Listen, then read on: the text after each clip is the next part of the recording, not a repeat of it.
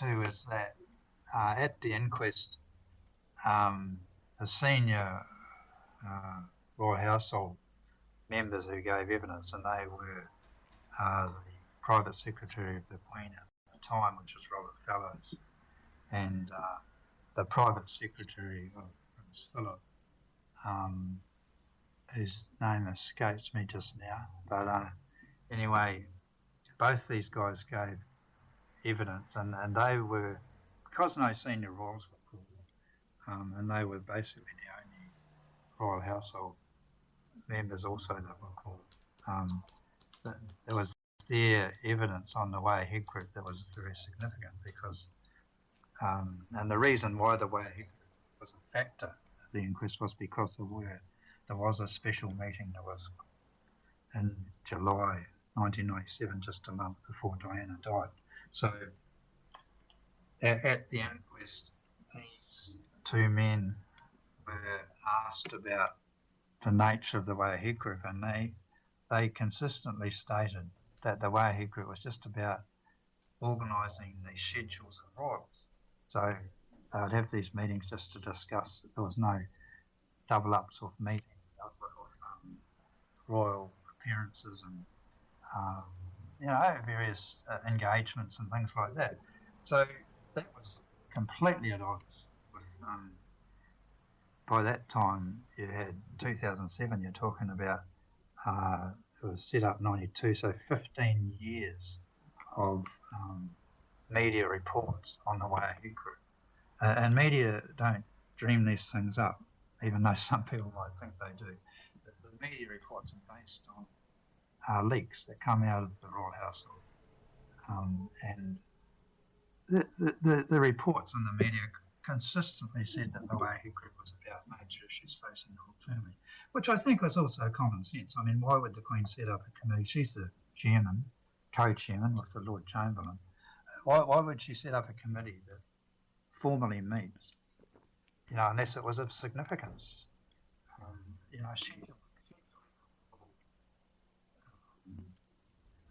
Engagements. That would be something common sense would tell us that would be done by the Royal Household. There wouldn't be a need to have a major meeting of the senior royals to be able to achieve that. And so this was one of the issues that even shines more of a light on the Waihi group, because at the inquest, why did these senior Royal Household members state that this was Waihi group had nothing to do with major decisions facing the royal family? And they consistently said that. So why?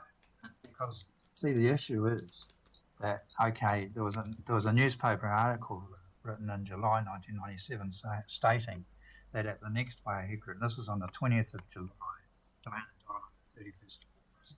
The 20th of July, there was an article in the Daily Mirror or Sunday Mirror in London stating that at the top of the agenda of the upcoming Waihi group meeting was Diana. She was top of the agenda. Now,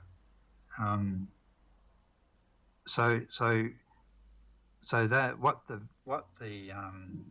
royals are doing is by saying, "Oh no, all we do is work out engagement," at the Waihi group meetings, that they're trying to shift the focus. So okay, if all we discuss is royal engagement, then there's no possible way that Diana could have been the top of the agenda.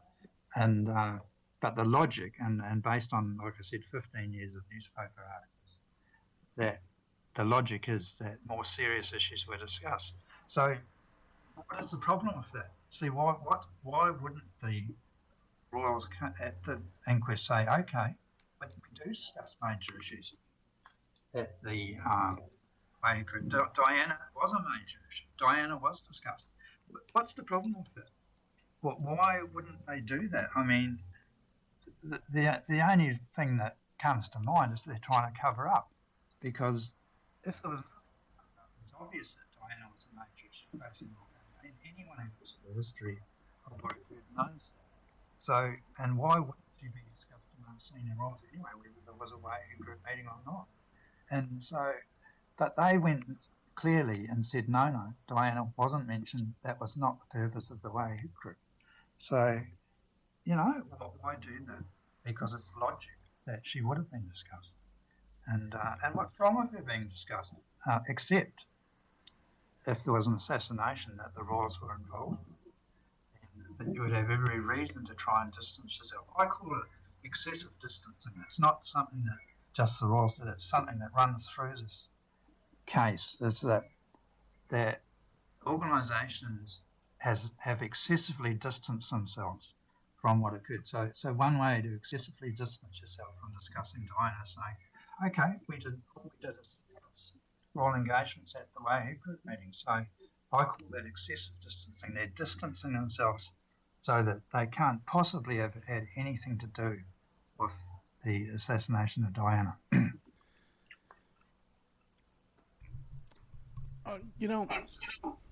That brings up a lot, because now there's a lot of evidence out there that Henri Paul was intelligence, that Princess Diana was being wiretapped by U.S. intelligence. Yeah. Let's start with first of all, we know for a fact she was wiretapped by U.S. intelligence because we have those recordings. We have the admission for that. But now what about all these allegations that Henri Paul, the driver, was some kind of intelligence agency working for the French intelligence? What do you have on that? Yeah, well, Henri Paul, it's a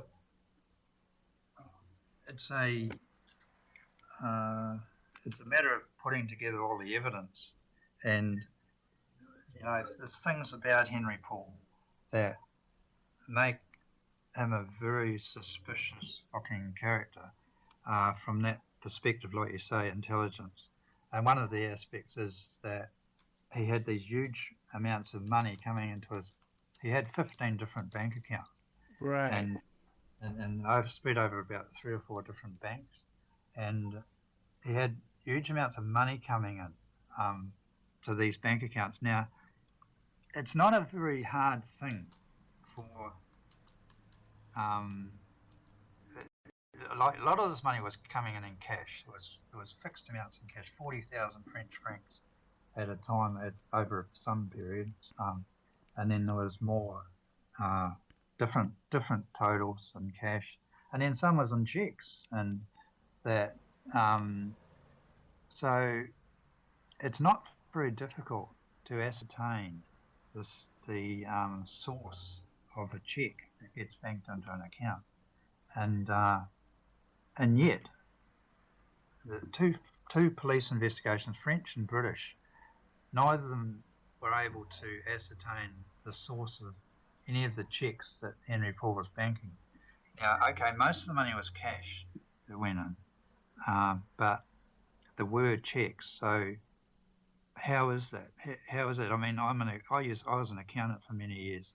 I know that it's very easy to establish the source of a check, and yet they never did.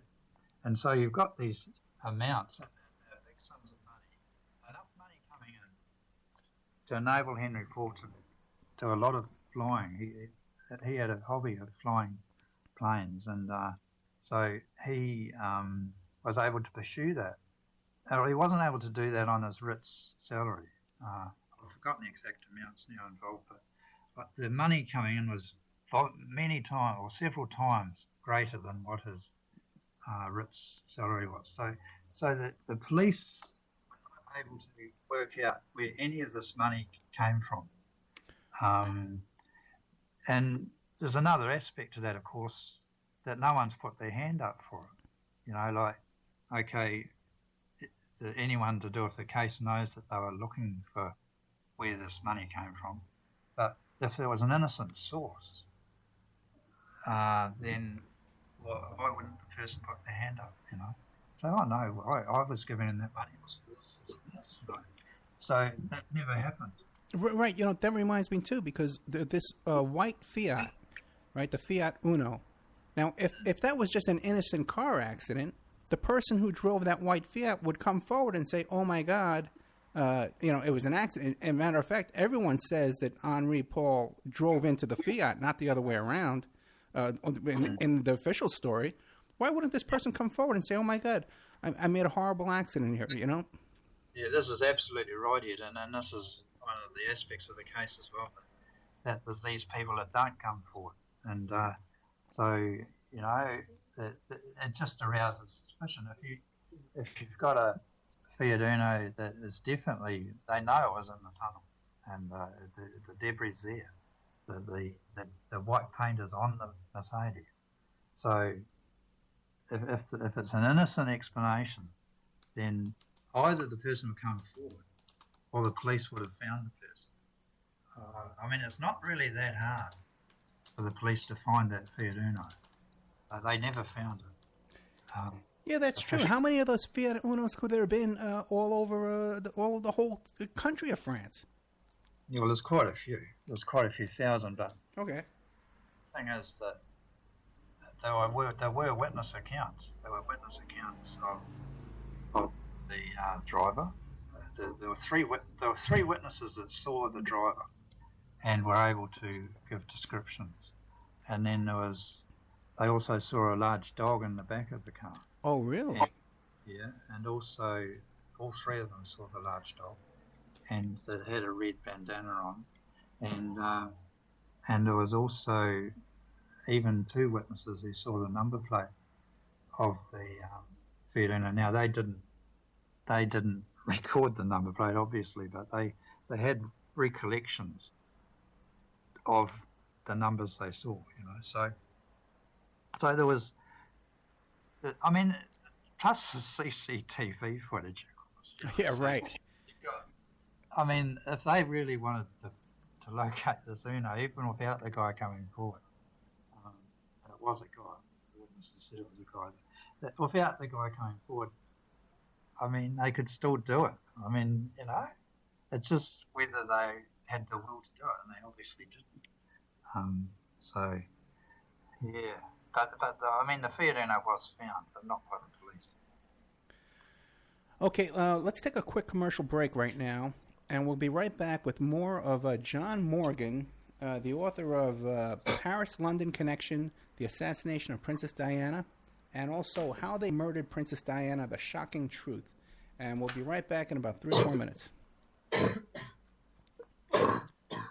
And now a word from our sponsors.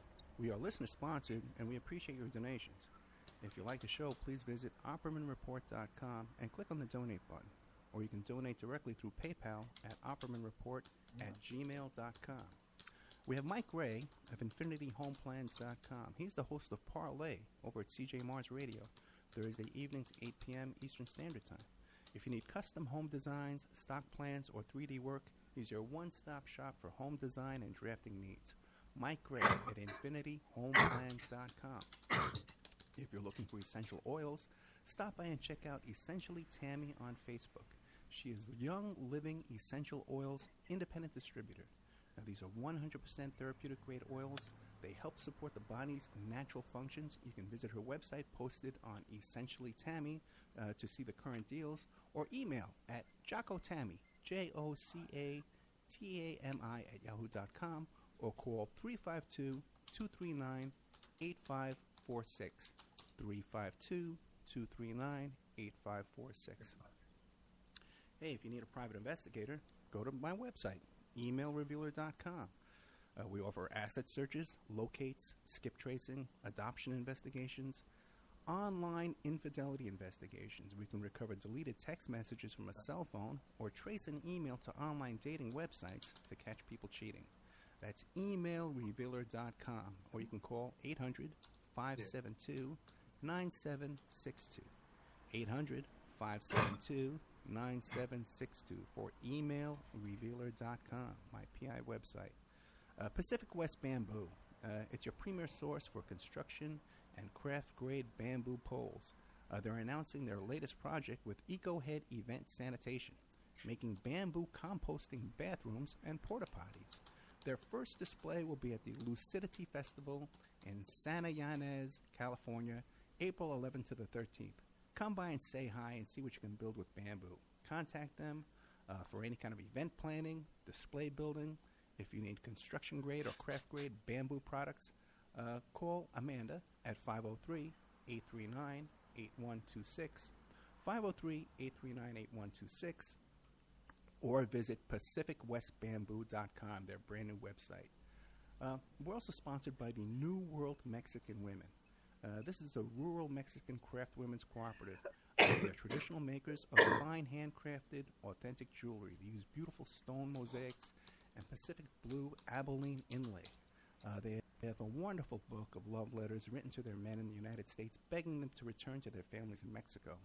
But they've written a new book, and it's it's about a young girl that falls in love with a rodeo bull rider and runs off with him without telling her family. It's a beautiful love story called Azucena Part 1, Azucena to the Rodeo. You can find their books and jewelry by clicking on their banner ad at OppermanReport.com or by Googling New World Mexican Women. You can also promote your business or website right here and have your ad played all over the world 7 days a week by emailing OppermanReport@gmail.com or calling 800-572-9762.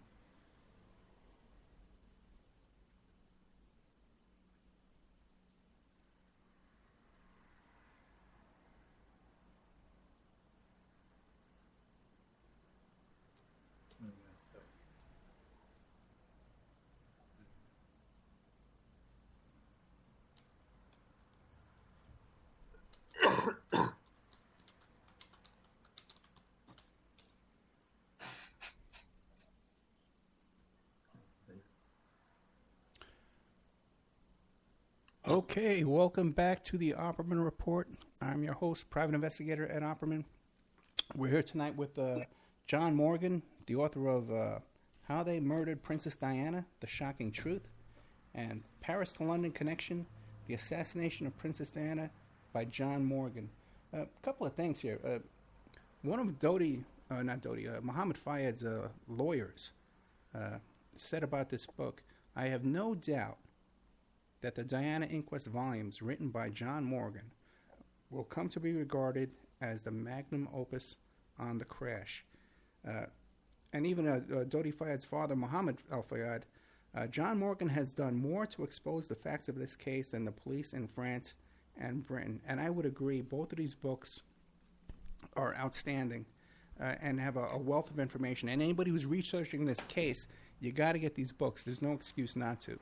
Otherwise, you're just watching YouTube and wasting your time. So, John, what do you think the motive was in all this? I hear a lot of different stuff. One is that she could have been pregnant. Another one was the stuff about the landmines.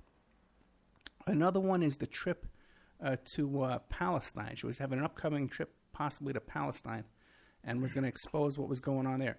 What do you think the motive was? Yeah, well, I think there was a dual motive. I think then was certainly an issue that she was very strong, getting very strongly into. In January 97, she had done her trip to Angola, been shown on the TV right around the world, walking through the landmine fields, and that had a huge impact whenever she did anything like that. And then she did something similar in Bosnia in August 97, just a month later she died. And what happened is after the Angola trip in January, a month after that in February, she received a phone call threatening her with an accident. And that was a phone call from a very high member of the government at the time. He was the Minister of the Armed Forces. And so that was a factor. The landmines, I think, was clearly a reason. And it wasn't just that she was working against landmines. it was that she was a humanitarian, and she said this several times that she was a humanitarian. And when landmines came up, and so she wouldn't have stopped at landmines. She would have been moving on to other weapons. So the evidence also points to three major countries involved in the assassination. That's the UK, France, and the US. And those three countries are the three largest Western arms dealing nations. So that's a factor. And then the other factor I see is coming from the royals. And that's just basically she was just upsetting the royals one time again and started that and it increased as the years in November 1995 when public the similar allegations were in the book, but this time it was on nationwide TV, live TV across the UK, and this went out to other channels around the world as well.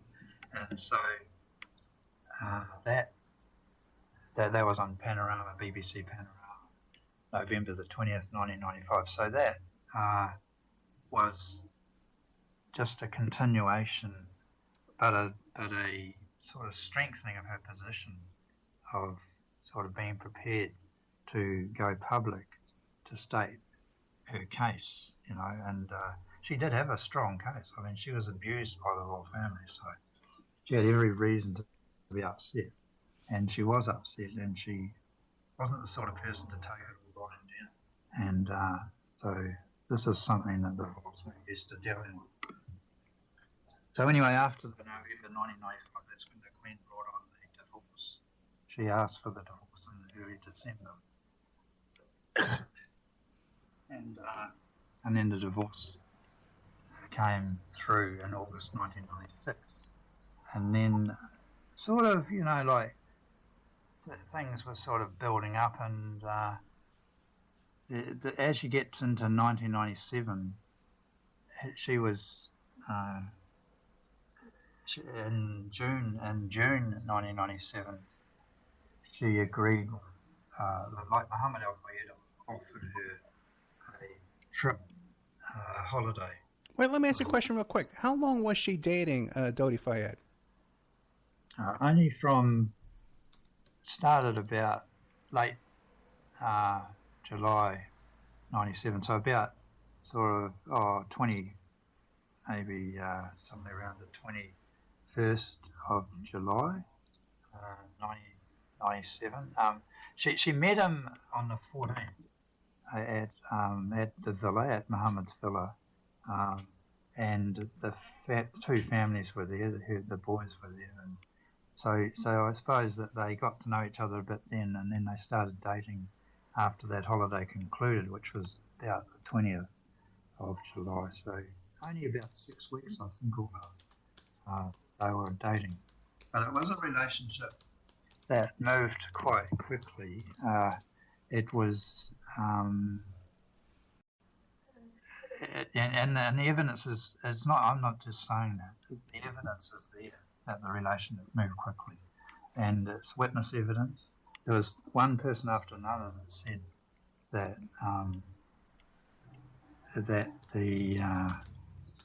that there was plans for them to settle down in Malibu. So they'd already, by the time she was killed, they'd already were making plans for Diana to move to Malibu.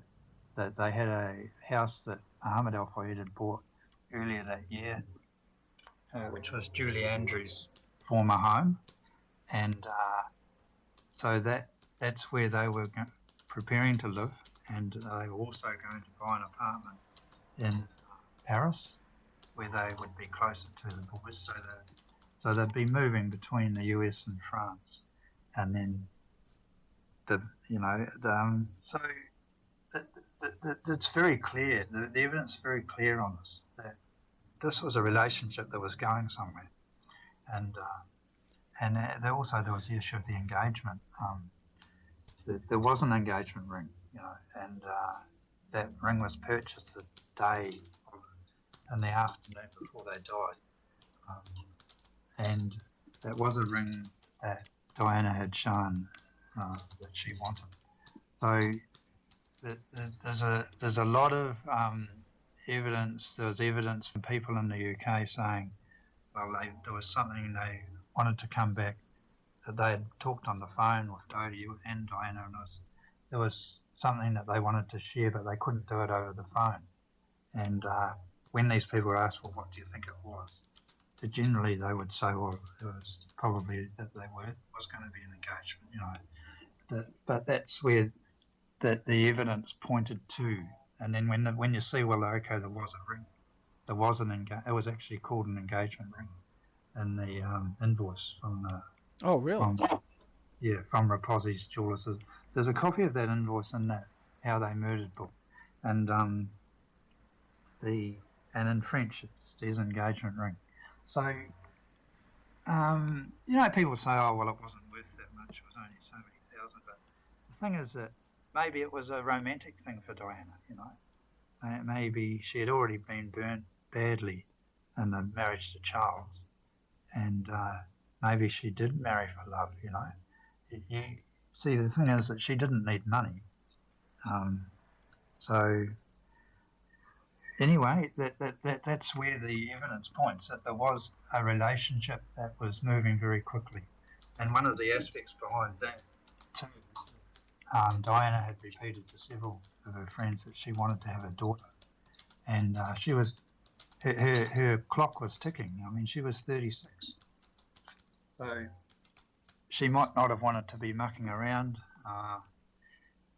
If she came across someone that she really did love, she may have been prepared to move things along quickly. And that certainly is where the evidence points, that it wasn't just that there was an engagement. They had the plans about living in Malibu. These things were, if you look at the evidence, and the evidence is in that book, and it's witness evidence from various people that were in the know, and that's where it pointed. So one of the things I think, going back to the motives, was like the Waihe group meeting that was the last one, and it was a special meeting. Normally the Waihe group met in January and September, and this particular meeting in 1997 was brought forward to July, and there's no reason being given for that. No credible reason, or no reason at all has been given for that. So it was a special meeting in July, and that's when the article in the Sunday Mirror said that Diana was top of the agenda. Now, that was on July the 20th. The meeting occurred on July the 23rd. So the holiday with, like I said before, Muhammad invited Diana on a holiday in June, early June. It was about June the 3rd, I think. And she agreed to that holiday. So not just her, but the boys, William and Harry, to go on the holiday. Now that was a real sort of shot across the bows of the senior royals, because Muhammad Al Fayed, they looked on as a person of ill repute.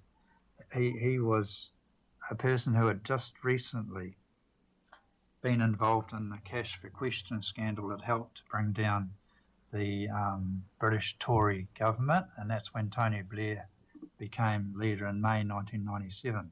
So he swept to power, and part of the reason for that was because of Muhammad Al Fayed's involvement in the cash for question scandal. So he was really looked down on by British society. I mean, I'm talking about the upper echelons, and he had repeatedly asked to become a British citizen and being repeatedly refused, even though his kids were British citizens. So there was a real sort of issue there with Muhammad Al Fayed. So when Diana agreed to a holiday, but not just herself, but with the boys, then that was something.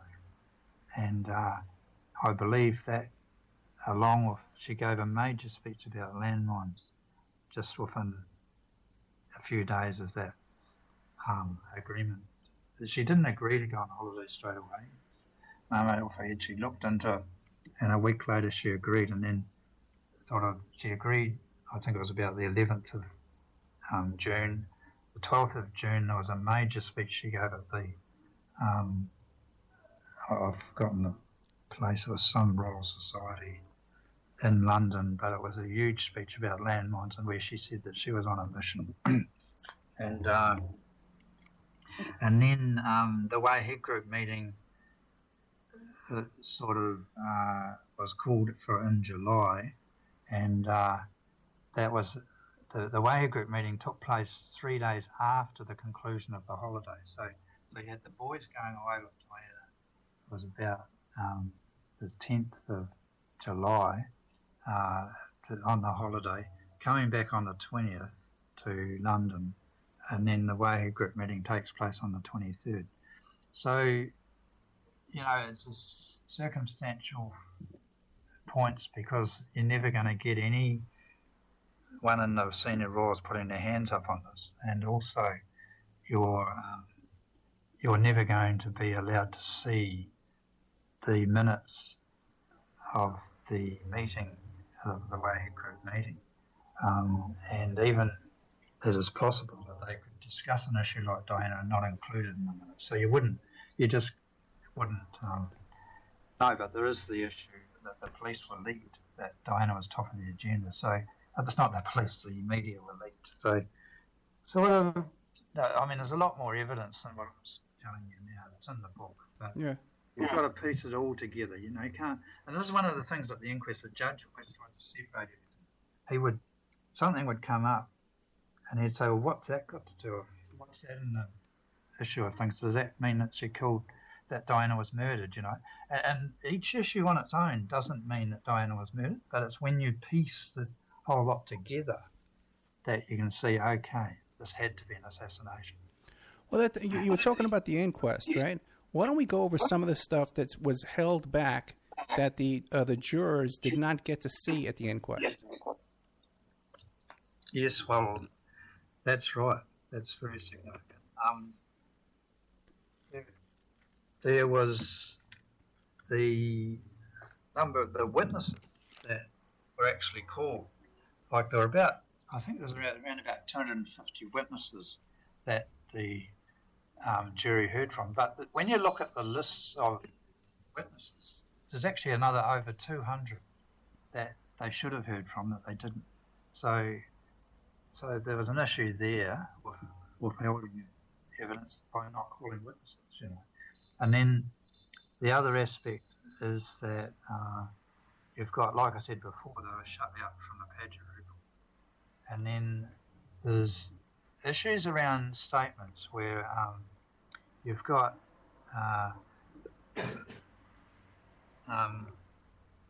witnesses, and these are key witnesses, like eyewitnesses to the crash. People that were actually on the expressway heading into the tunnel, people who were in the tunnel and on the tunnel and saw the crash. That these witnesses gave evidence, like the French police started their investigation straight away, and they were interviewing witnesses in the first 48 hours. Some witnesses gave evidence within hours of the crash, within a couple of hours. But the jury at the inquest were not shown these statements. So you've got the key initial statements made within hours or days of the crash being withheld from the jury, and instead the witness would be called. This is 10 years. You've got to realise the inquest took place in 2007, so it's 10 years after the crash, and these witnesses are being called to the inquest, and their evidence is being heard. But the problem is it's a 10-year recall. So the jury's hearing witnesses give evidence of something that occurred 10 years earlier, and yet the actual written statements that these people have signed stating what they saw at the time that the jury aren't allowed to see. And the jury, by the time it got to December in the inquest 2 months, the jury was starting to realise that what was going on. And they actually sent a note to the judge asking him, and this is in the transcript, the judge had to read out what the note said, and they were asking him to be able to see those statements. And the judge said, no, you cannot see the statements. So that was a huge issue. I mean, maybe okay if it was only a couple of years later. Most inquests probably take place within a year or so. I mean, it's not so significant, but with a 10-year gap, and yet the witnesses' statements can't be viewed by the jury. I mean, it's just ridiculous. How can you get justice? It's interesting too, because you talk about how not enough witnesses were shown, but really, the best witnesses, the best eyewitnesses that knew who was in the car, that was there on the scene, who had cameras in their hand, were these paparazzi guys who caught up to the scene of this car crash. And how many of those guys were arrested? Yeah, well, that's right. Well, they were actually not witnesses to the crash. What happened was the paparazzi were there at the hotel, and the paparazzi are known. There's lists of who was there at the hotel, and so they were at the Ritz Hotel. There was a plan that was arrived at to leave the Ritz from the rear of the hotel. So there were some that were out the front, some paparazzi out the front, some were out the rear. Right. So so the ones at the front were at a disadvantage because the car left from the rear. But anyway, regardless of that, the paparazzi were riding scooters and they were in small cars. Now, the witness evidence from the people who were along the route who were overtaken by the Mercedes states that there were several motorbikes that were surrounding this car, the Mercedes. So there were, and these were big motorbikes. These were large motorbikes. Wait, you know what? Let me interrupt you because we have to come to a break anyway. Yeah. But I was a little distracted when you were talking before. Now, when you said that there was a big dog in the white Fiat, if this was a planned hit, why would the guy bring a dog? Why have a dog in the car? Yeah. If it was a planned hit. Yeah, well, if the guy who was, he's dead. He died in 2000, but yeah, if you could ask him, it'd be an interest. All right, because you think it was that paparazzi guy. You think it was him. Yeah, definitely it was him. Yeah, okay. The witness accounts, there were witness accounts of who it was. Right? The descriptions given, and he fits the description. But maybe Well, you know what, John, I can hardly hear you, but we have to take a break anyway for a commercial. So this will be a nice little 5-minute commercial, and we'll be right back after this with more of John Morgan, Paris to London Connection, the assassination of Princess Diana, and also, too, How They Murdered Princess Diana, The Shocking Truth. Both excellent books. The real deal, guys. I recommend these books 100%. We'll be right back after this.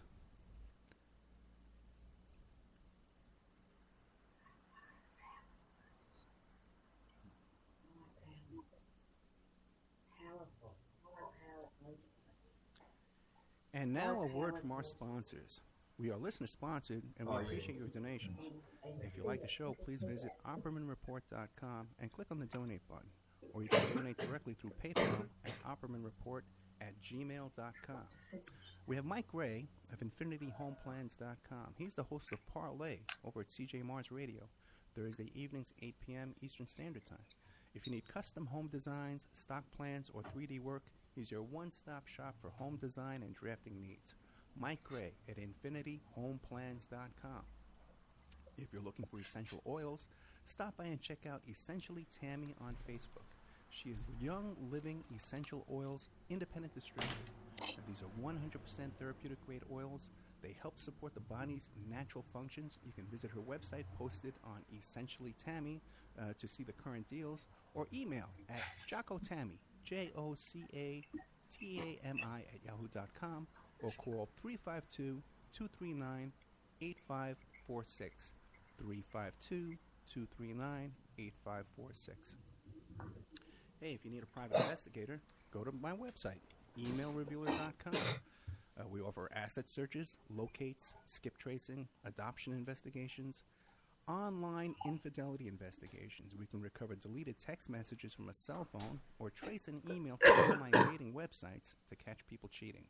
That's emailrevealer.com, or you can call 800-572-9762.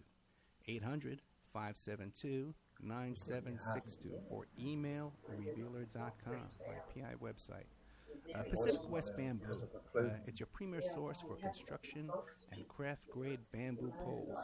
They're announcing their latest project with EcoHead Event Sanitation, making bamboo composting bathrooms and porta potties.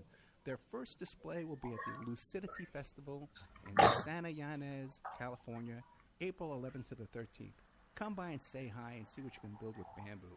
Contact them for any kind of event planning, display building.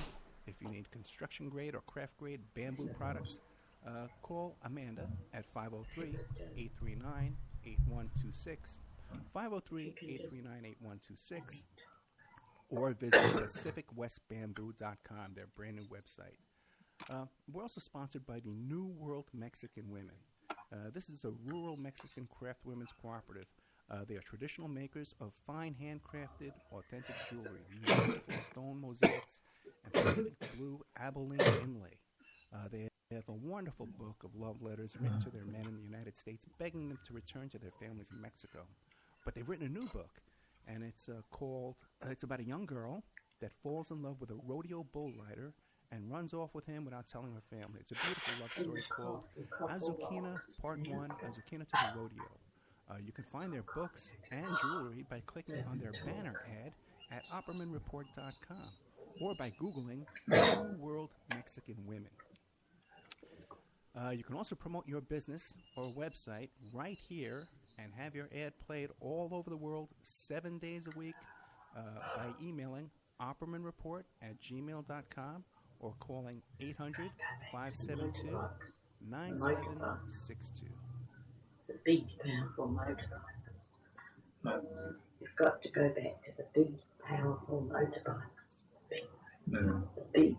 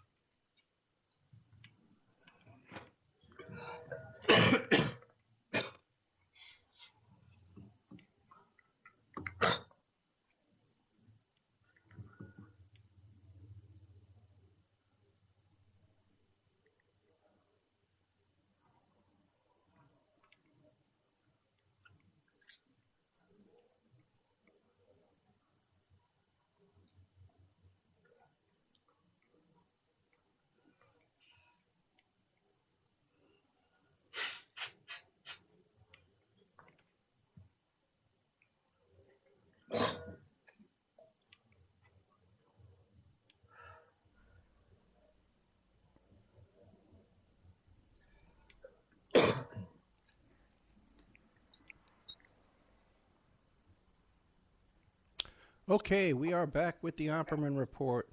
I am your host, Private Investigator Ed Opperman. Don't forget the show is brought to you by Audible.com. You go to audibletrial.com/Opperman Report, and you sign up for free, get a free audio book, and it helps support the show. Don't forget also, too, I made a big announcement earlier tonight that we have now a members section on the Opperman Report website. And we have all kinds of new shows and new content and interviews that I'm doing during the week on top of this live Friday night show.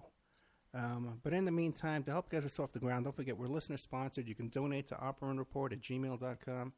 And you can. We need sponsors, too. If you want to advertise on the show, you can shoot me an email, and we'll try that out. Okay, and trying to get some support that way.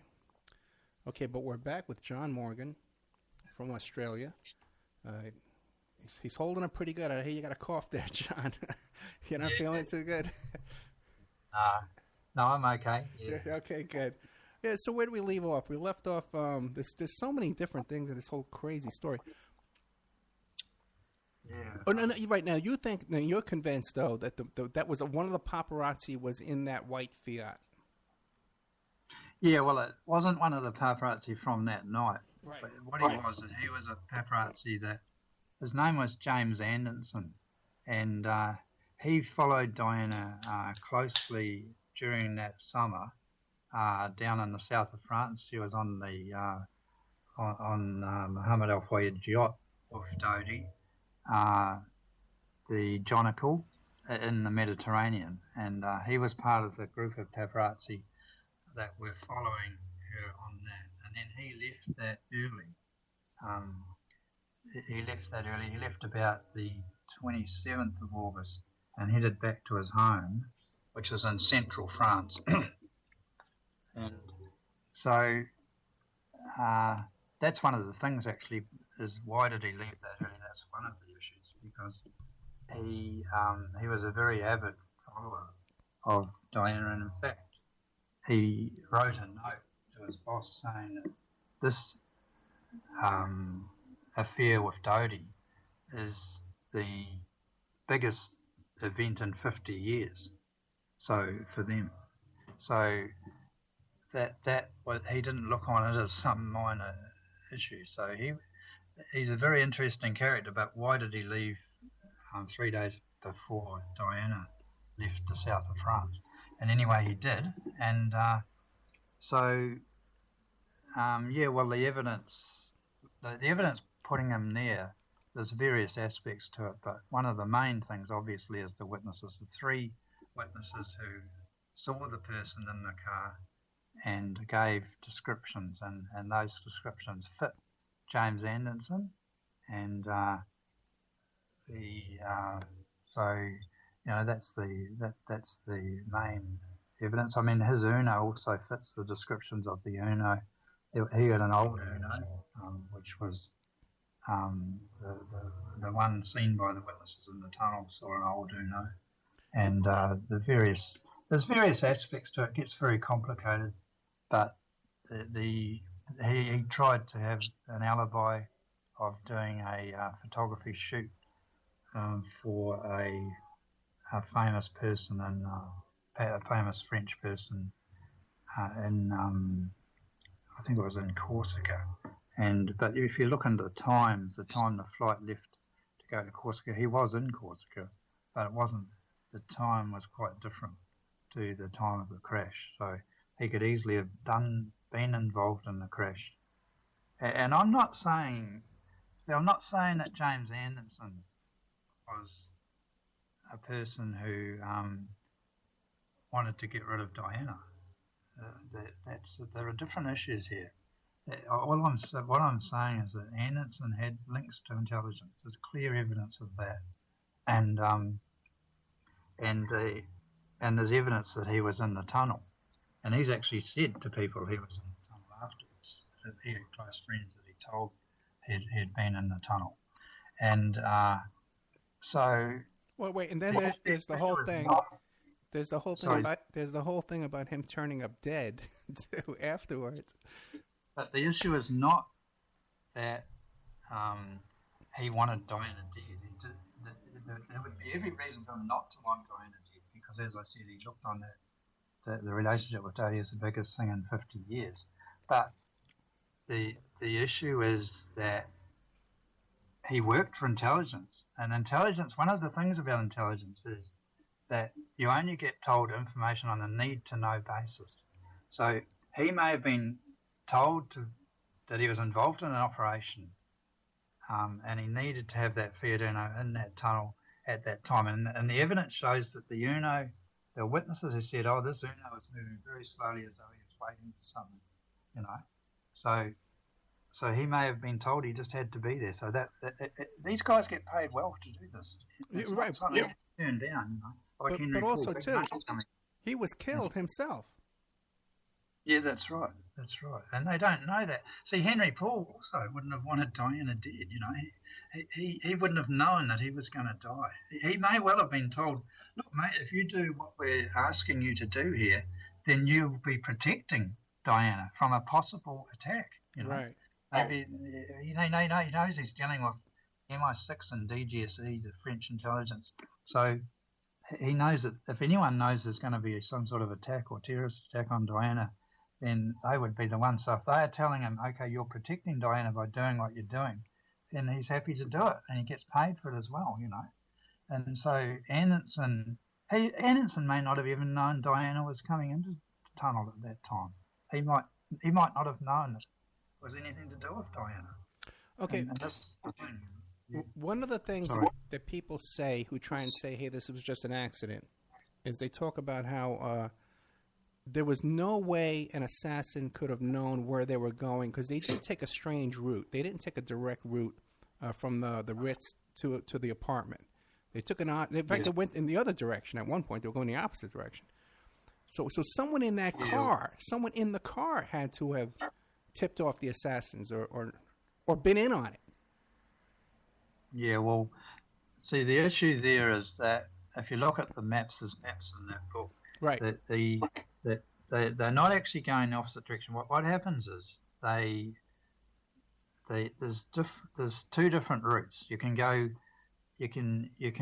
down through the Place de la Concorde and then turn right onto Champs-Elysees. Now, most people, if you look at the map, the direct route is to do that. You go into the Place de la Concorde, turn right onto the Champs-Elysees, go up to the Arc de Triomphe, which is where Dodie's apartment was. Now, that's on the map. That's the one to use. On a Saturday night in Paris, during the end of the holidays, that is not the route to use, because what happens is the Champs-Elysees is clogged up late on a Saturday night, and so they call this the chauffeur's route, and the chauffeurs, even the other car, there was a decoy car. The other car went the chauffeur's route as well. It wasn't just Diana's car, and they were going to the apartment as well.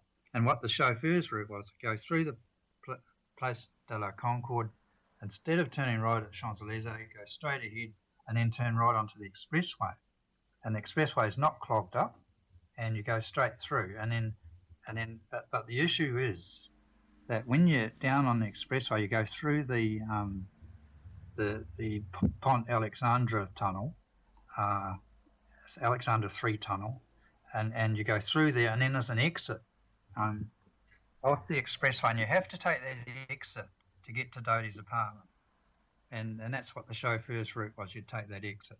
But what happened is that there was a witness in the Alexandre 3 tunnel who said, I got overtaken by a Mercedes and up to 5 large motorbikes, very powerful motorbikes and that were surrounding this Mercedes. And he said, this witness said there was one particular motorbike that as they came through, it was there between the two cars. So the Mercedes overtook him, and there was a motorbike parallel in the same.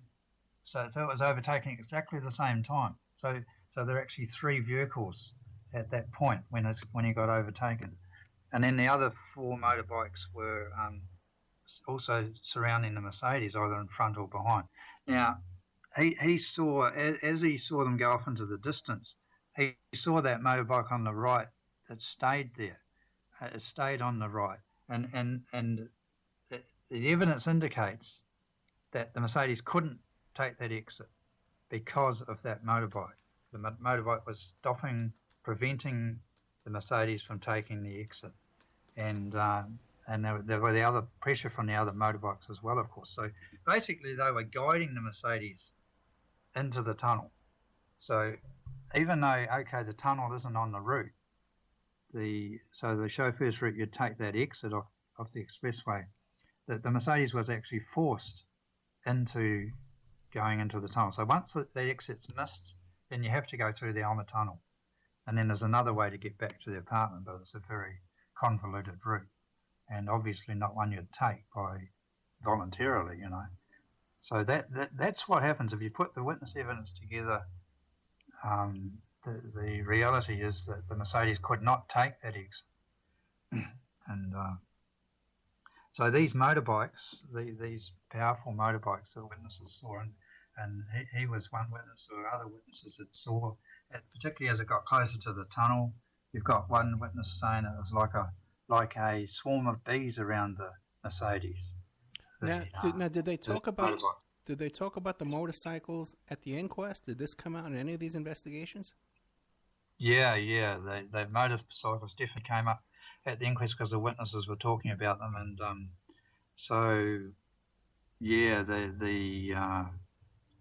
the judge tried to sort of steer things towards, okay, the paparazzi were right up there with the Mercedes, and this is the myth, really, right?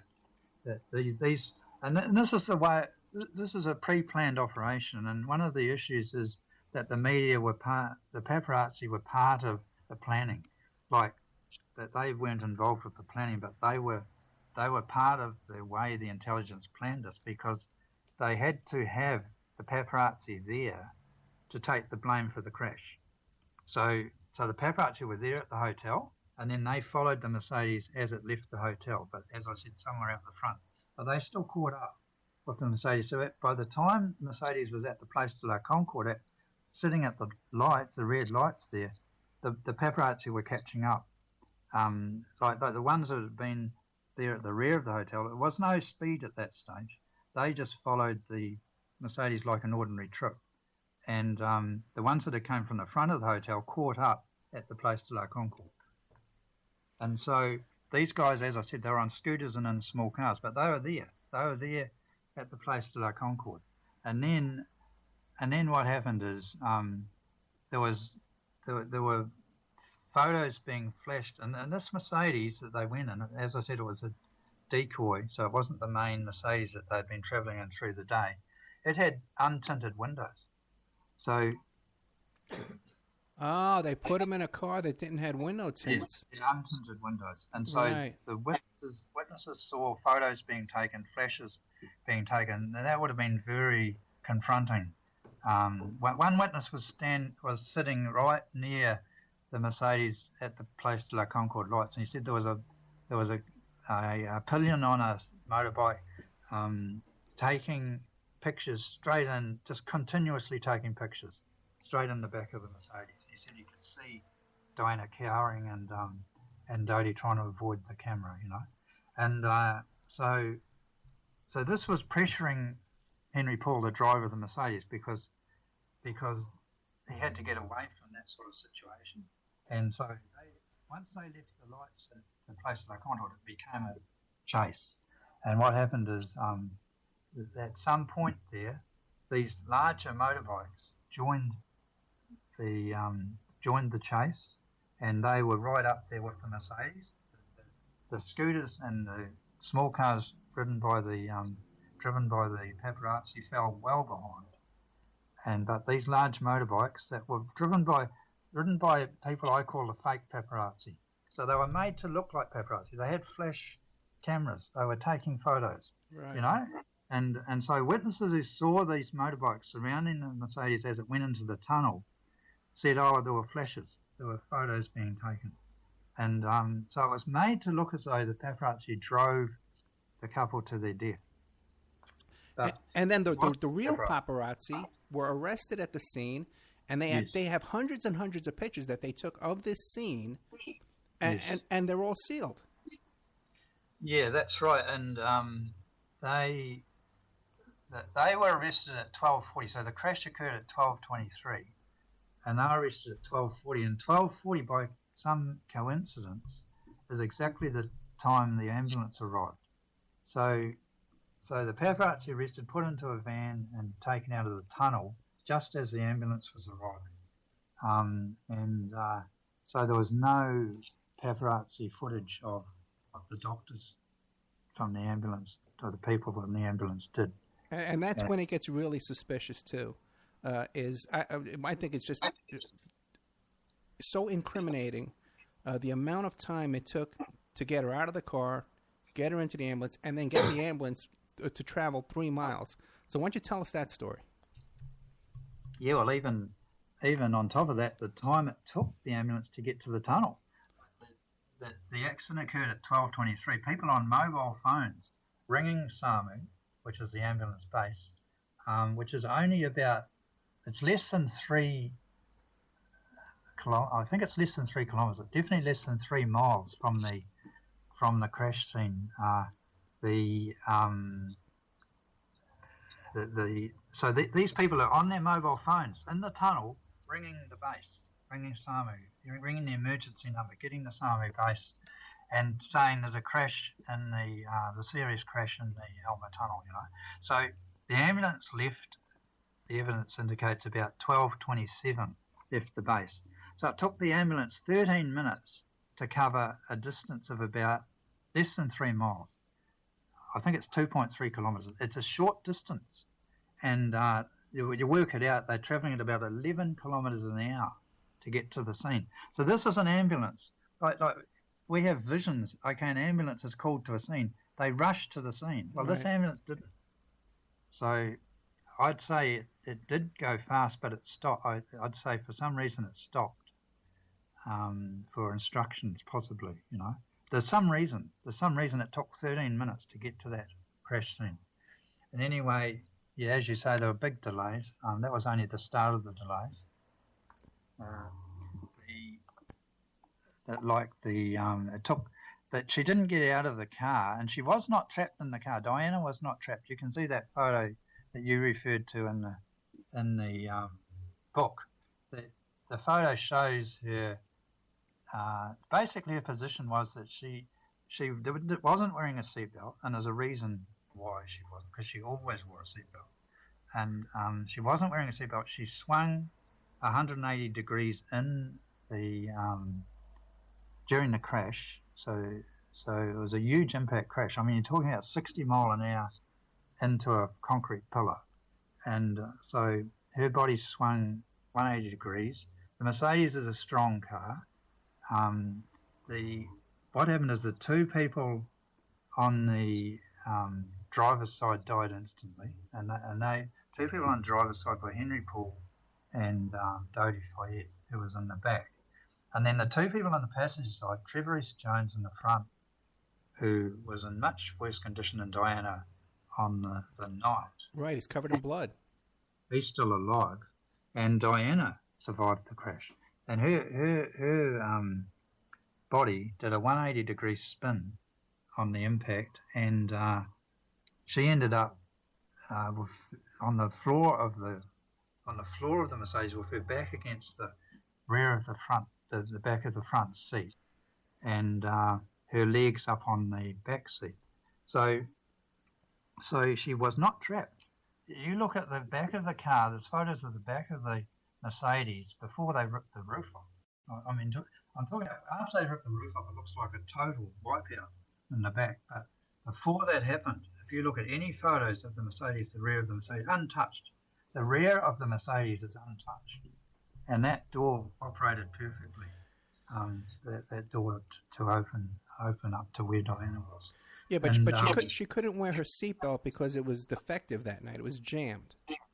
Yeah, that's right. What happened is, there's evidence in the Padgett report, which I said the jury weren't allowed to see, that shows that from the vehicle inspection that was carried out in the UK, that there was a jamming on the right rear seatbelt, which is where she was sitting, and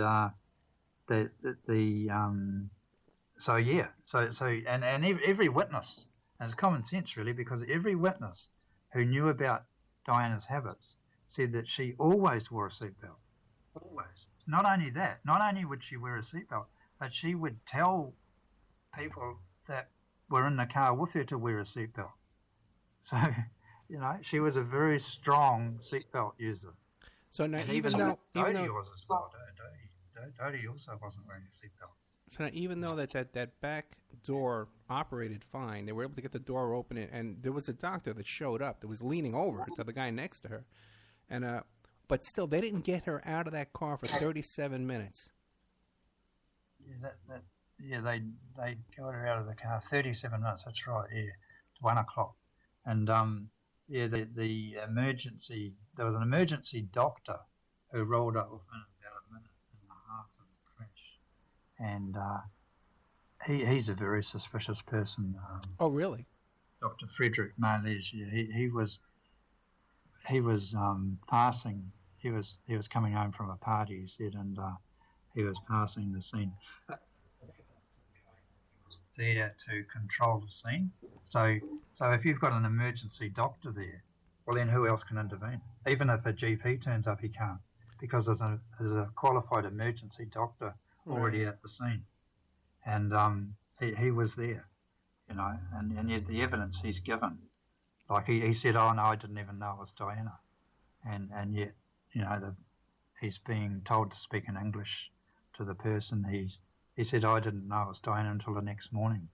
And yet there was a witness who gave sworn evidence at the inquest that said, as soon as I saw the car, because he was driving a emergency car, medical car with a flashlight on it. This witness said, as soon as I saw that car arrive, which was, like I said, a minute and a half after the crash, he said, I went over to the car.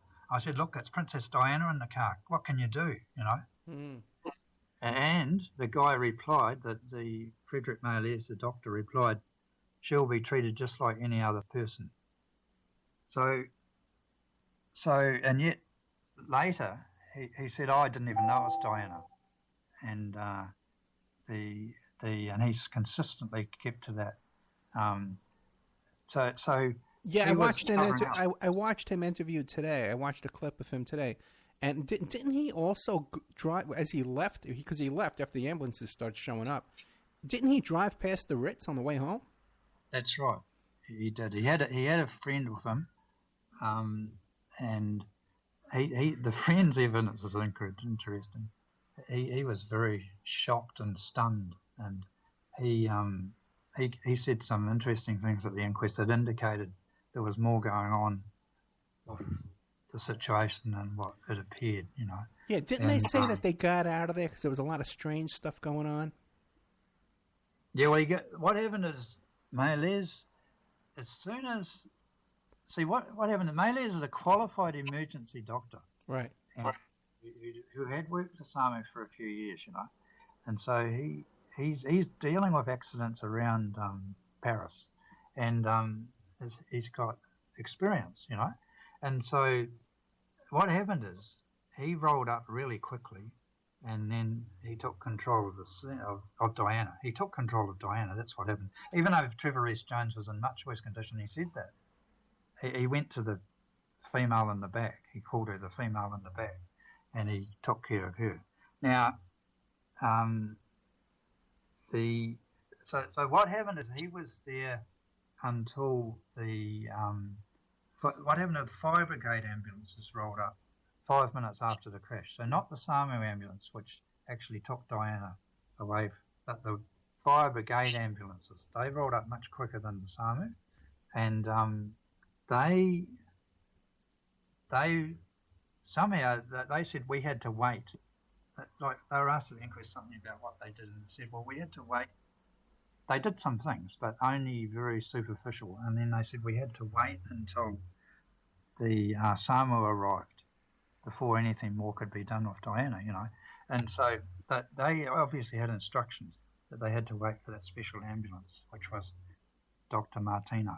And anyway, going back to Marles was the initial emergency doctor on the scene until the 5 minutes when the fire brigade ambulance, two ambulances arrived. This was at about 12:28, I think. And anyway, as soon as they arrived, even though there was no doctor on board these fire brigade ambulances, Marles immediately handed over to the fire brigade and said, I'm off. He cleared out immediately. They said he rushed off, you know, and yet those guys were not doctors. So you had an emergency doctor handing over to medics on the fire brigade and clearing out instead of waiting for a full doctor to arrive, which was with SAMU. And the question is, why didn't he stay? I mean, he was the most qualified person on the scene, but he couldn't wait to get out of there, sort of thing, you know? He was anxious to leave, and that's what his friend said too. He said, he left very quickly. And as you say, they went via the Ritz. Yeah. So they went to the Ritz, so why look at the Ritz? I mean, why? You know, and then went home. Now, what about another one of the funny business in this thing is how they say that Henry Paul was drunk. In fact, they claim that he had 3 times the legal limit for France. Do you know what the legal limit, the blood alcohol level is in France for drunk driving? Yeah, 0.5. 0.5, so, really? I thought that would be higher over there. In the U.S. here, it's 0.8. Okay. I'll be sure not to drive in France. Okay. But let me ask you this, man. Okay. I think I'm over 0.5 right now. I think I wake up at over 0.5. But the thing I'll tell you what, be careful over in Aussie as well. Yeah, right. What is it in Aussie? Yeah. What is it over there? Sorry. What's the blood alcohol level in Australia? 0.5. Yeah. 0.5, really? Okay, well, here it's 0.8. Okay. All right, so so then he was 0.15. No, he was 1.74. Oh, so 1.74. Okay, 1.74 is huge. Okay, that's a lot. Okay. Well over, yeah, drunk. Yeah, that would be falling down drunk. You couldn't. I don't even think you can even stand up. I don't think I could. Yeah, I don't know. It depends on how good you are. Yeah, okay.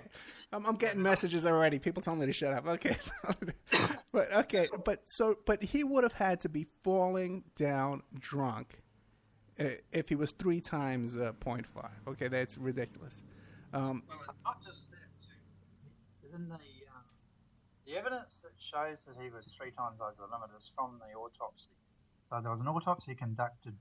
Sort of crash occurred about 12:30. Autopsy was conducted later that morning, and the autopsy concluded that he had the testing from the autopsy. So samples were taken, and then the toxicology testing from the autopsy decided what the decision was that from that testing he was over 3 times. So 1.73, one was 1.87. So there were different readings, but they're all very clearly drunk.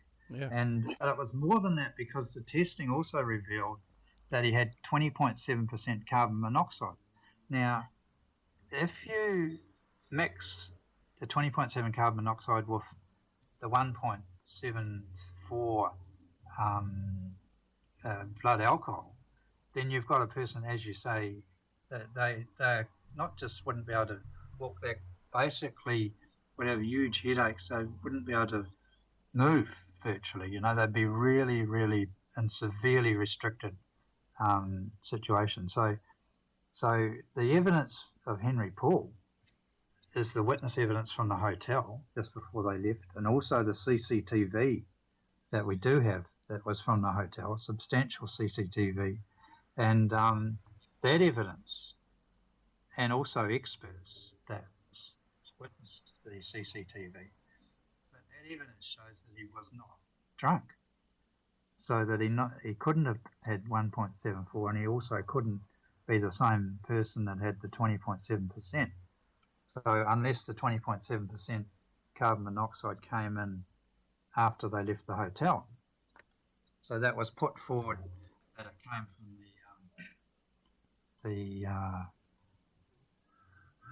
this I've forgotten the term, where you protected, from a crash. Airbags. Oh. There was people that put forward that the carbon monoxide came from the airbags, but the Mercedes said, well, no, that can't be right. There's no carbon monoxide in our airbags.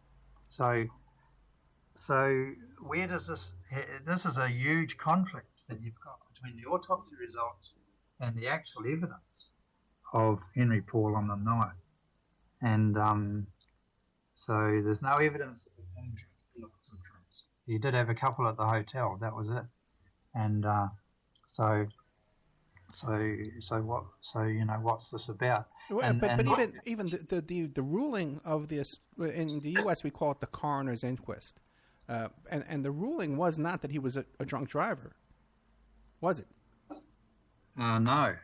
At the inquest, the verdict from the inquest was, the verdict from the inquest was that he was that drink there was an influence of drink, and that Henry Paul was culpable.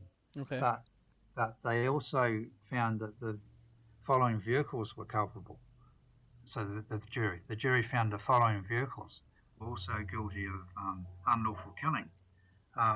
So yeah, but see, the thing is that it was pushed at the inquest. It was pushed at the inquest that Henry Paul was drunk, even though you had all this conflict of evidence. The judge was pushing it, that he was drunk. And in the end, the jury must have agreed that the drink influenced his ability to drive. Now, the actual, when you look at the way the autopsy was conducted, and this is the issue here, the only evidence supporting Henry Paul being drunk is from the autopsy. So then you've got to say, well, so how was this autopsy conducted? Because it doesn't match with the other evidence. And the autopsy, when you look at the way it's conducted, there's two sets of documents for the same autopsy, same person, and yet the documents show different samples being taken. There's two different heights for the same body, two different weights for the same body. Really? And yeah, and that's in documentary evidence, which there's copies of in my books, of the documents that show this. And so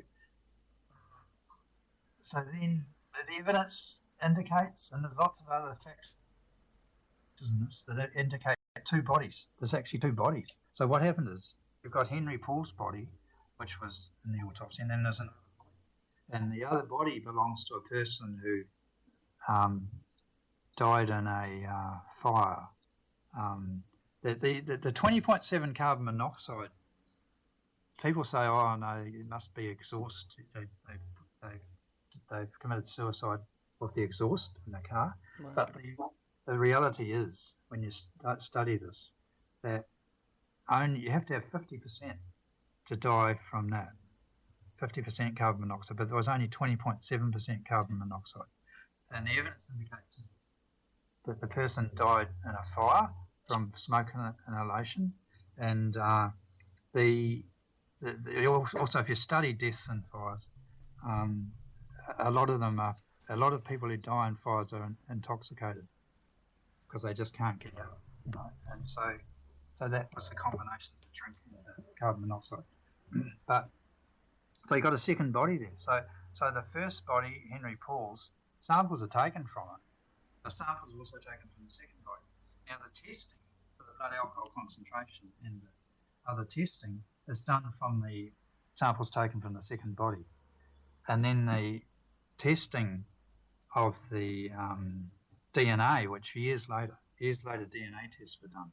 They used the blood from Henry Paul to do the DNA testing. But there was never a situation where the blood that was DNA tested was ever blood alcohol tested. So, and likewise, the blood was never DNA tested. Let me ask you this, kind of taking a different turn. What about the other bodyguard in the car who survived? Where is he today? Does anybody ever talk to him? What's going on with him? Yeah, well, he's got amnesia.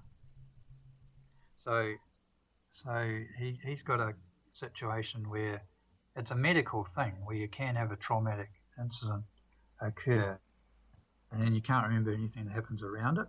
Yeah. And whether he's got it or not, that's what he says he's got. And so there is evidence that may not be the case. But anyway, he's still alive and he's he's alive because he's got amnesia.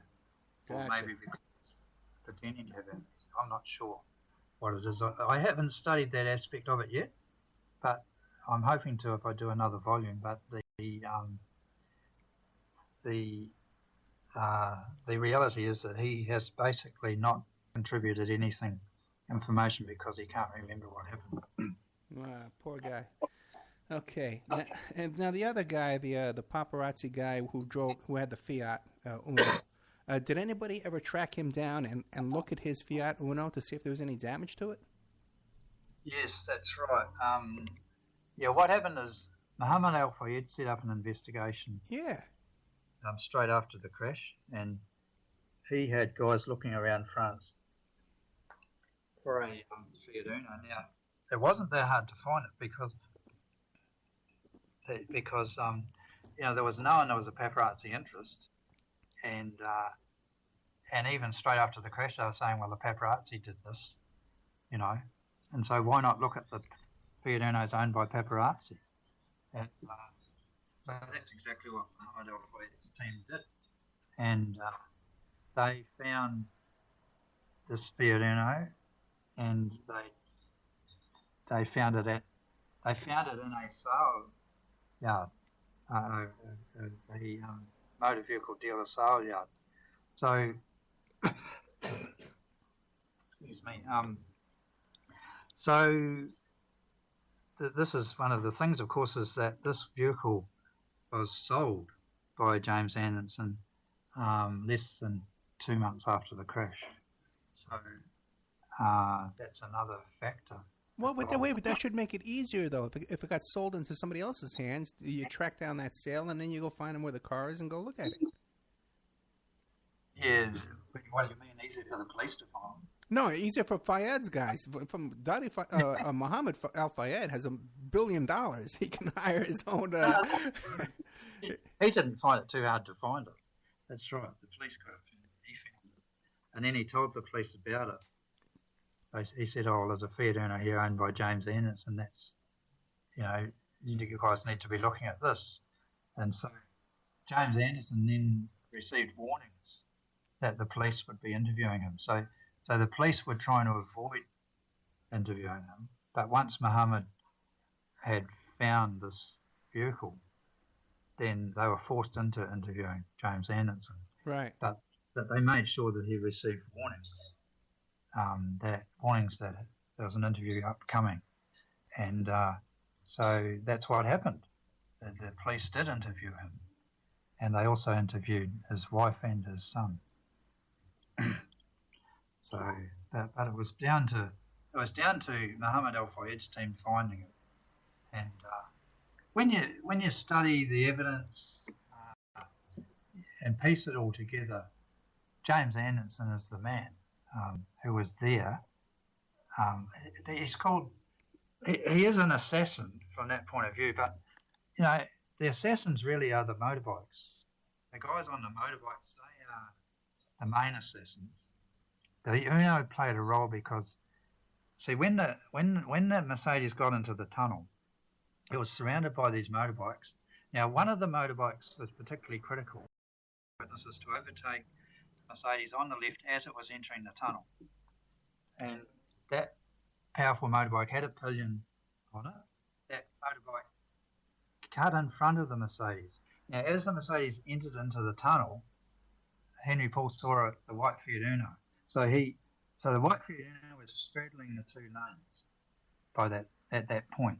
So the Mercedes was forced between the motorbike overtaking on the left and the white Fiat Uno on his right, and he ended up hitting the Fiat Uno, sort of sliding along the side of it, and the motorbike got in front, and it's the motorbike it's from the rear of the motorbike that the witnesses saw the flash, and there was a bright flash in the eyes of the driver of the Mercedes, and three witnesses saw the flash. They all were in a line. All the witnesses who saw the flash were in a line with the Mercedes. Two of them were in front, one was behind. But they all witnessed the flash. And from the point where the flash went off, a bright flash, the Mercedes lost control, and it zigzagged, and it eventually hit the pillar, 13th pillar. Then what do you make of this? The story just came out recently, where the mother-in-law of this SAS soldier, she sends a letter to his officer saying that he was involved in this assassination. What do you make of that whole story? It seemed to have come and gone. Yeah, came and went because the police said they'd investigate it, and they did, and then they produced a report a few days before Christmas in 2013, stating that there was nothing suspicious. Now, the SAS, that's the first really credible evidence of direct SAS involvement, but there's circumstantial evidence from the point of view that when you study the way MI6 operate, and this was an MI6 operation, that when you study the way MI6, but when I say MI6, it was an MI6 operation helped along by French intelligence and also the CIA, but the way the MI6 operate, they use the MI6 officers don't do the work themselves. They use agents like Henry Paul and like James Anderson, but they also use the SAS. So if there's an operation that involves a few people that needs to be carried out, then they will employ SAS elite soldiers to carry that out. So that it would make sense, and this came up at the inquest, it makes sense that you could have those group of motorbikes ridden by SAS. Right. And so when the 2013, which is 5 years after the inquest, when that came up with the soldier Enna and his wife gave evidence, and her evidence was read in the newspapers, but it was not admitted to by the police. That her evidence indicated that the people riding the motorbikes were SAS, and the flash came from an SAS soldier. Now that's perfectly credible. It makes sense, and the fact that came out, that this is what happens, isn't it? Eventually people talk. Right. And so, whether it's on their deathbed or wherever, at some point, some people will talk, because there's a lot of people who had to be involved in this in various ways, not knowing what they were doing. Even motorbikes, who knows what they knew? But the thing is, it's need to know. So people involved have information on a need to know basis. And yeah, but once you get to inside that ambulance and they're stopping, for 5 minutes, 15 minutes before, if they stop twice, and they're stopping right before they get to the hospital. Once you're in that ambulance, it's no longer need to know. You know what's happening in there. You know what I mean? Now, you also said, too, that there was some kind of there's some transcripts of conversations between the ambulance and the hotel that's very incriminating? That's right, yeah. The ambulance guys, they are the real assassins. They are the ones who were right there in the ambulance, and that it was their job to make sure that she wasn't going to survive that night. So this is effectively a backup plan, because you've got the plan to kill the person in the car crash. Now, you can't guarantee that's going to succeed. You cannot guarantee. So even though the car drove into a pillar, it was a Mercedes, and so you couldn't guarantee that would kill Diana, and it didn't. Right. And she came out in reasonably good condition. Like on the Glasgow Coma rating, which is a rating they use around the world to analyse the heads of people in car crashes, she came out with 14 out of 15 in the initial assessment. So that's high. That's really high. And so she wasn't, her life was not at immediate risk after the crash. So in the ambulance, you can see from the way they did things, like the big delays, 1 hour 43 minutes to get to the hospital. You've got, like you say, the transcripts of the conversations between the ambulance and the base, and these are really critical to understanding what happened. And there's issues like like after Diana's inside the ambulance, so 1 o'clock, she's inside the ambulance at 1:06, 1 o'clock out of the car, 1:06 in the ambulance. And so that's standard to undress the patient and analyse their situation. Now, noted in the notes is that there was a thoracic trauma. That they noted that from that initial examination, a thoracic trauma. Now, later on, when the doctor is talking, there's two doctors in the ambulance. When the second doctor, Dr. De Rossi, there's Dr. Martino and Dr. De Rossi. Dr. Martino was directly dealing with Diana. Dr. De Rossi was doing other stuff and calling the base and that sort of thing. And Dr. De Rossi stated to the base, nothing for the thorax. And he said that twice in the transcript. So you've got thoracic trauma noted, and it's obvious that it would be a thoracic trauma because of the speed of the car crash and the fact she wasn't wearing a seatbelt. And sure enough, there was, and it was noted. And it was noted when she got into the hospital as well. So why is it that you've got a doctor saying twice to the base, nothing for the thorax? So why have you got a doctor saying anything about nothings? That they should be talking about what is going on. You know, what is wrong with this patient? They should be telling the base what the problems are, so that when the base calls the hospital, they can make sure the right specialists are on hand to deal with whatever needs to be dealt with. So instead of that, you've got the exact opposite. You've got nothing for the thorax being told to the base. So what that does is absolutely ensuring that there'll be no cardiothoracic specialist there at the hospital when the ambulance arrives in the middle of the night, you know.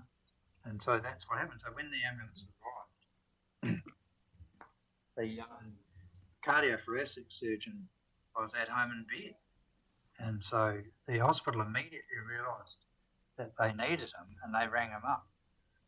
But, you know, like you said before, there was a 5-minute stoppage as well. And when you look at the various things that went on, one of them, talking about before the stoppage, one of the things was that they knew there was a thoracic trauma, and yet they poured in these catecholamines to increase the blood pressure. Well, that can increase the blood pressure. Her blood pressure was not such that you wouldn't just take her to hospital. It was 70, and at the inquest, the specialist expert said, look, you take her to hospital, you know. And the nature of her injuries was such that it had to be dealt with in the hospital. There were injuries inside. And there were internal injuries.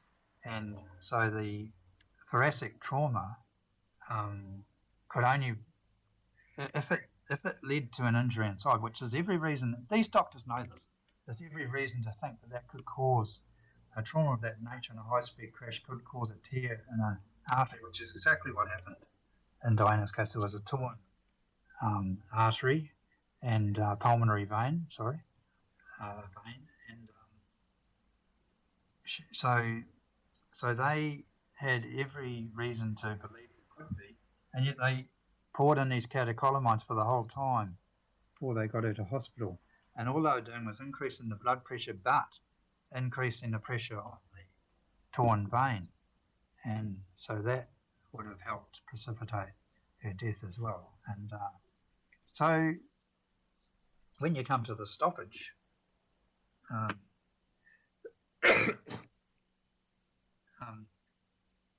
the ambulance stopped for 5 minutes, and the stoppage occurred within sight of the hospital gates. So it was within 500 yards of the hospital gates. They stopped the ambulance for 5 minutes. Now the doctors inside never provided a credible explanation for that. Dr. Martino said that he stopped it because he thought there could be a cardiac arrest coming up, and he increased her fluids. That's all he did, according to Dr. Martino. Now, there were two journalists, because this was some time after the paparazzi were arrested. Of course, they were arrested at 12:40. the ambulance didn't leave the tunnel till 1:41, so an hour later. So by that time, journalists had arrived, and two journalists followed the ambulance, and they witnessed a doctor get out of the front of the ambulance into the back. That was the second Dr. Dorothy. And they also witnessed a rocking ambulance during this 5-minute stoppage. So at the inquest, Dr. Martino said that there was no cardiac massage that occurred during that stoppage. So what's causing the rocking ambulance? And there's no explanation for that. And so no explanation for why there was a stoppage. And once they got to the hospital, she died 6 minutes later. This is right. So the timing, the time of death is officially put down at 4 o'clock. But that's only after nearly 2 hours of trying to resuscitate her. What actually happened, if you look at the evidence of what the doctors and nurses said, was that her breathing stopped at 2:12. So that's 6 minutes after she arrived at 2:06. So, and then her breath never recovered. They spent the whole time trying to resuscitate her, tried to do an operation to fix up the pulmonary vein, and that was it. And so if you go back to 2:12, then yeah, so 6 minutes. So that 1 hour and 43 minutes to get to the hospital, and then 6 minutes before she dies. Amazing. So that places far more focus on what happened during the 5 minutes. Okay, John Morgan, we're down to like the last 2 minutes, and then we're going to be dropping a couple of stations, but we'll still be live on Awake Radio, all over the UK and Ireland, all kind of stuff like that. But we're going to be dropping a couple of big stations. Do you want to leave people with how they can find your book and how can they find your website and all that kind of stuff? Yeah, sure. Yeah, okay. Well, the website is www.princessdianadeaththeevidence.weebly, WEEBLY.com. That's the website. The books are available online, really. Pretty much most of the online stores, I think, Amazon's probably the main one. They seem to have them very well almost there. And then there's various videos on the website as well. People might be interested in this. Okay, well, I have a link to the books on my blog, the Opperman Report blog, and also I have a link to your website as well on that blog post, tonight's blog post. So we'll be saying goodnight tonight to Talk Superstation and also to PSN. Thank you, Angel, for helping out with some producing tonight for me. Thank you very much, my friend. And we'll be back with you guys next week. Next week we have... next week, we have a really good guy, an FBI agent who infiltrated NAMBLA. So that's coming on next week on PSN and Talk Superstation. Good night, guys. I'll talk to you next week. But we're still here with John Morgan. We'll be taking a commercial break. And John, can you stay and take some phone calls? Yeah, no worries. Yep. Oh, great. Thank you very much, man, because you sound like you're coughing away over there, man, I tell you. Okay, but we'll be back with more of John Morgan, the author of... How They Murdered Princess Diana, The Shocking Truth, and Paris-London Connection, The Assassination of Princess Diana. Both incredible books for any serious researcher. Go to the Opperman Report blog and click on the links and order these books. Let me tell you something. They have maps, there's pictures, there's notes, witnesses that weren't... everything's in here, guys. And I endorse this 100%. Thank you very much, John, by the way, for sending me these books. It's been a real eye-opener. So we'll be right back after these messages from our sponsors. With the after show, we'll take calls, 702-605-4894. The number is 702-605-4894. Or you can Skype me at ed.opperman. We'll be right back after these messages.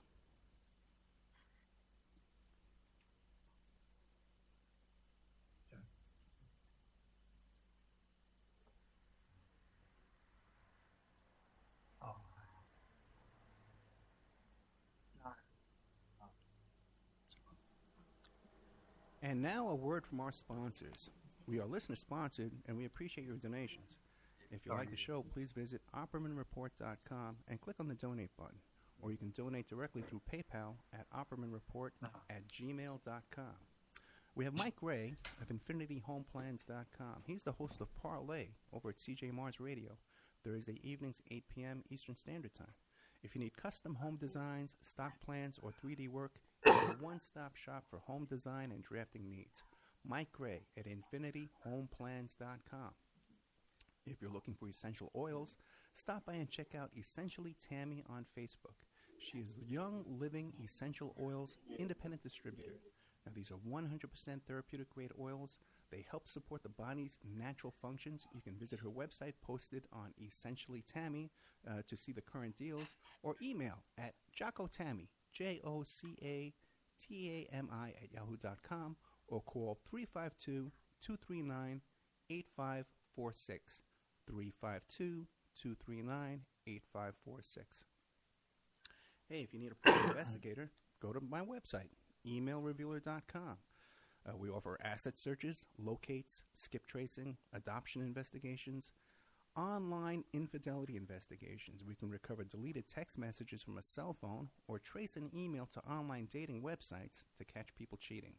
That's emailrevealer.com, or you can call 800-572-9762. 800-572-9762 for emailrevealer.com, my PI website. Pacific West Bamboo. It's your premier source for construction and craft-grade bamboo poles. They're announcing their latest project with EcoHead Event Sanitation, making bamboo composting bathrooms and porta potties. Their first display will be at the Lucidity Festival in Santa Ynez, California, April 11th to the 13th. Come by and say hi and see what you can build with bamboo. Contact them for any kind of event planning, display building. If you need construction grade or craft grade bamboo products, call Amanda at 503-839-8126, 503-839-8126, or visit PacificWestBamboo.com, their brand new website. We're also sponsored by the New World Mexican Women. This is a rural Mexican craft women's cooperative. They are traditional makers of fine handcrafted, authentic jewelry. They use beautiful stone mosaics and Pacific blue Abilene inlay. They have a wonderful book of love letters written to their men in the United States, begging them to return to their families in Mexico.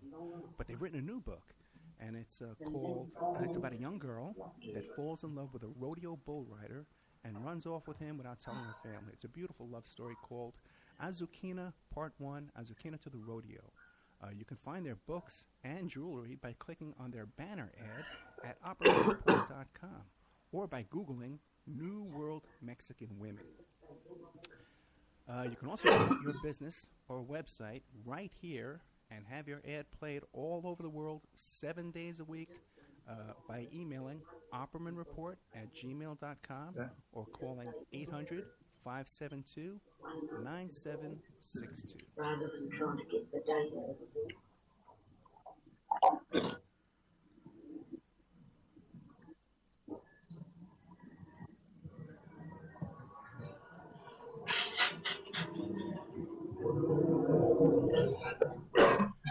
Okay, welcome back to the Opperman Report After Show. This show is brought to you by Audible.com. You go to Audible/Opperman Report, get yourself a free audiobook, sign up for free, get a free book, and help support the show. And don't forget, tonight we just launched our new members-only archive section to the OppermanReport.com, where you can go there and you can sign up. We have all kinds of brand new content. The Friday night show is going to stay exactly the way it is. It's going to be free. It's going to be replayed on all these stations all throughout the week. Every day on FPRN, Tuesday nights, late night in the Midlands, everything, right? But we're going to be doing extra shows where I'm going to be recording shows during the week. Some weeks it'll be 3 shows, some weeks it'll be 5 shows, some weeks it'll be 1 show. So I don't think I'm guaranteeing you any kind of number of shows per week. It's as much as I can get out there to you. But it'll be in this members-only archive section. You guys like the content I put out there, so keep in mind. And any kind of membership we get, subscribers we get who fund this going forward project. This funds bigger shows we can do in the future with bigger guests. We had John Morgan. We had to fly him out. We had to get him a limousine. We had to get him a room at the Hilton to come on our show. We had to really set him up, and we had to get him some cough medicine. So these shows aren't these shows aren't cheap. I wish too. You ever come to the U.S., my friend? Look me up, okay? And definitely. Yeah, will do. Thank you, sir. Okay, now, John Morgan, by the way, is the author of Paris to London, Paris-London Connection, The Assassination of Princess Diana. That's the smaller book that's like a synopsis of all this stuff. And with incredible information, you got to get this one. But the big one, if you really want to spend some time and really call yourself a researcher, How They Murdered Princess Diana, The Shocking Truth. Incredible diagrams, there's everything in here, the charts, stuff that you can't even. My God, this guy's devoted his life, many years of his life, to this work, and we really appreciate it, John. We've been joined by thank you, sir. We've been joined by Mike Gray, who's a frequent caller and the host of Parlay. And Mike, what do you got to say for us tonight? Oh, hello, hi all. Hello. Hello, how are you, sir? Okay. Yeah, I'm sorry I didn't get to listen to the first half of the. I came in the last 30 minutes because I was listening to iHeart. Sorry, I didn't realize you were on speaker live. So, but Okay. I followed the Diana case, and where to begin? Okay, well, the first thing is her name is Diana, which she's named after a goddess, the goddess Diana. Yeah, I'm not sure whether that was deliberate. I don't know. Okay. So we're basically on board that she was sacrificed, correct? Is that where we're going with this murder? No, I don't think so at all. His John Morgan's theory is that it was based on her work on the landmines, the fact that the British royals and the upper crust in Britain did not want her marrying an Arab, who they looked down on, Right. and pretty much that she embarrassed the royals and that kind of theory. Oh, okay. But John, let me ask you this. Well, can I get in? Go ahead. Never Mike, mind. Go ahead. No, well, John, let me ask you this question, because you're familiar with the Jimmy Savile scandal. Jimmy Savile, yeah, definitely. Yeah. Right. Now, it seems to me that because he was so close with Charles and with the royals, that type of scandal, and her saying, hey, man, I'm going to rat you guys all about what you're doing with Jimmy Savile. This guy's a serial killer. He's over there with the Yorkshire Ripper. He's doing all this stuff. My God. That if she was kind of expose that would be a motive to murder her. That's right. Yeah, that is possible. There's certainly, she was privy to information. Yeah. About the goings on in the royal family, and possibly even in the top establishment outside the royal family. But she was privy to information, and she may well have been planning to go public with some of the stuff. I mean, she already had form for going public. She wasn't afraid to go public. She had done it with the book with Andrew Morton. She had done it with the Panorama on national TV. So why wouldn't she go further? So there's various reasons why she's a person that they wanted to shut up and remove. And but that's what happened. I agree. I agree about Savile. Yeah. Okay. But now Mike was bringing up this whole theory about that it was some kind of a ritualist sacrifice. And I've seen... Well, go ahead. Okay, well, here it is. She was dating Dodi Fayed. He's an Egyptian, right. Okay? Yes. Yeah. And so the thing is, they were presenting her as Isis, and he was Horus, and she was giving birth to Osiris. You see? And the tunnel that she was killed in, that tunnel, was existed as a tunnel system in ancient times, and that's where the Druids and the pagans would perform sacrifices. And what you would have to do is when you slit them, you would bleed them out. So that's why they left her in that tunnel, because she had to bleed out in that tunnel.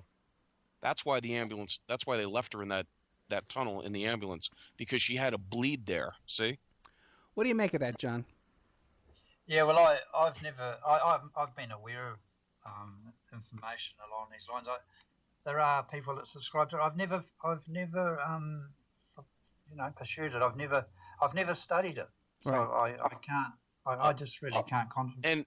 I can't really comment on it. Yeah. Okay, and also who had the power to turn off all the CT cameras Well, yeah, that's no doubt. Yeah, the Royals. Yeah. in all of Paris?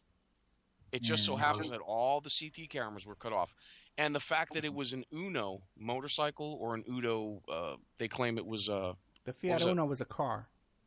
but it was an Uno, was it? Yeah. Yeah, Okay, Uno. Uno is UN, Uno one.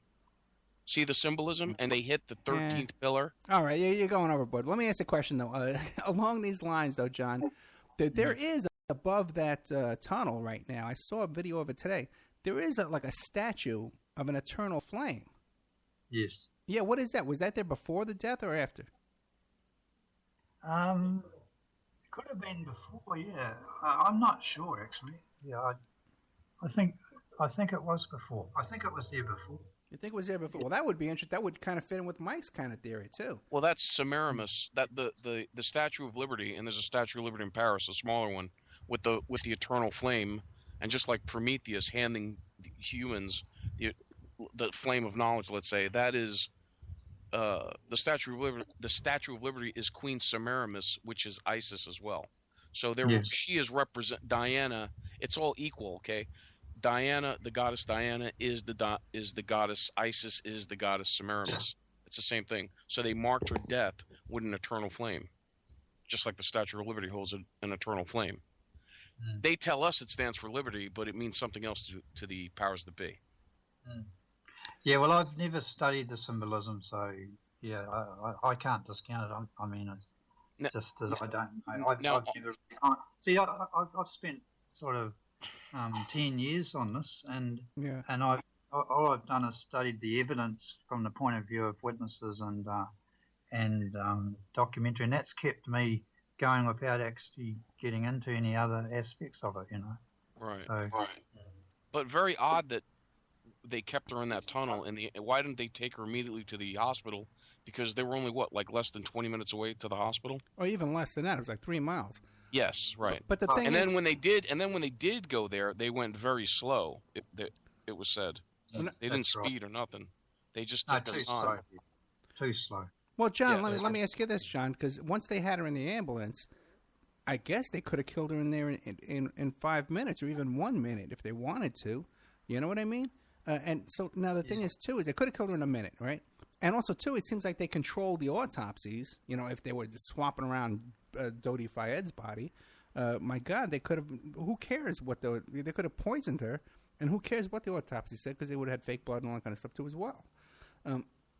What do you think? The problem for the guys in the ambulance was that the people in the hospital were not part of it. Right. So once Diana arrived at the hospital, she was going into the hands of innocent people that were not involved in the operation. So these guys at the hospital did everything within their power to try and save her. And so if they had done something in the ambulance that was clearly murder, Gotcha. then the people at the hospital would have been raising questions. And as it turns out, actually, and a lot of people don't know this, that Dr. Bruno Rieu, who was the doctor in charge at the hospital on that night, and he was the doctor involved in Diana's case, he had to fill out the death certificate. And on the death certificate, there's a square box that is the death suspicious? And he ticked yes. Right. So I think that he had suspicions around what occurred in the ambulance. And that's why he ticked yes. Because he couldn't have possibly known anything about the car crash itself. But why did he tick yes? That is so true. That is, I knew he had checked off suspicious. But now that you say that, that is so absolutely true. The only thing he had to work on was what happened in the ambulance. Yeah, you're cutting out a bit there. I didn't hear. Sorry, could you say that again? Yeah, I was saying because I was aware that he had checked off suspicious. But Yeah. you're right. He would not have known what happened in the crash. The only thing he could have been suspicious of is what happened in the ambulance. Yes, that's right. And that's his area of expertise. Right. Because he'd be used to people coming in from ambulances, and why does it take nearly 2 hours to get there, and why does she die almost straight after she arrives? And, so he would have, on the night, he filled that death certificate, and not long after she died. And on the night, he ticked that box. Now, let me ask you this. Noel Botham, he wrote a book called The Murder of Princess Diana. Right? Are you familiar with that book? Oh, yeah, Noel Botham, yeah, yes. Okay, now he's dead now. Yes. Anything suspicious about his death? Yeah, well, I think he died.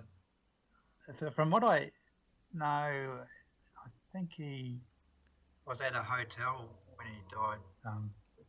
I haven't heard of anything suspicious, no. Okay, well, But no. it made you wonder. He wasn't that old, he sort of. Yeah, I don't know. He was I a don't big know. fat guy, though. He could have had heart failure. Yeah. He might have been high living. Yeah. Could have died from high living. I don't know. Okay. But yeah. Now, how yeah. about you? Have you had any kind of threats or any kind of harassment or anything? No, nothing specific. Not really. I've had a lot of interference. That with the books and things, but Okay. publishing that sort of thing. Interference, sort of cyber interference, but nothing that's really stopped me. I've had nothing that stopped me. Yeah, but there is a degree of infiltration and interference, and people who you know that are kind of messing with you. Yeah, probably more people I don't know. Oh, don't know. Okay. Now, what about with this paparazzi guy who had the Fiat Uno? He was the Yep. last person to see another person who was assassinated. Is that correct? Sorry, who was the? He was the last person to photograph and meet with a certain dignitary or some kind of a famous person who was. Oh yeah, okay, yeah. He had a. There was an interesting interview on a documentary done in the UK. Diana the Night She Died. It's called, yeah. Okay. And that documentary. In that documentary, there was an interview with a French intelligence person, ex-intelligence, and they said that James Anderson had a sort of uncanny expertise of being around people who then soon died, Yeah. and he was a celebrity photographer. He knew the Prime Minister of France, Bérégovoy. I'm not sure exactly how to pronounce it. Pierre Bérégovoy, and then he died very soon. I think he was there the day or something, and then he died the next day or something. But there was, so he had, there's some. He definitely had links to intelligence, James Anderson. So.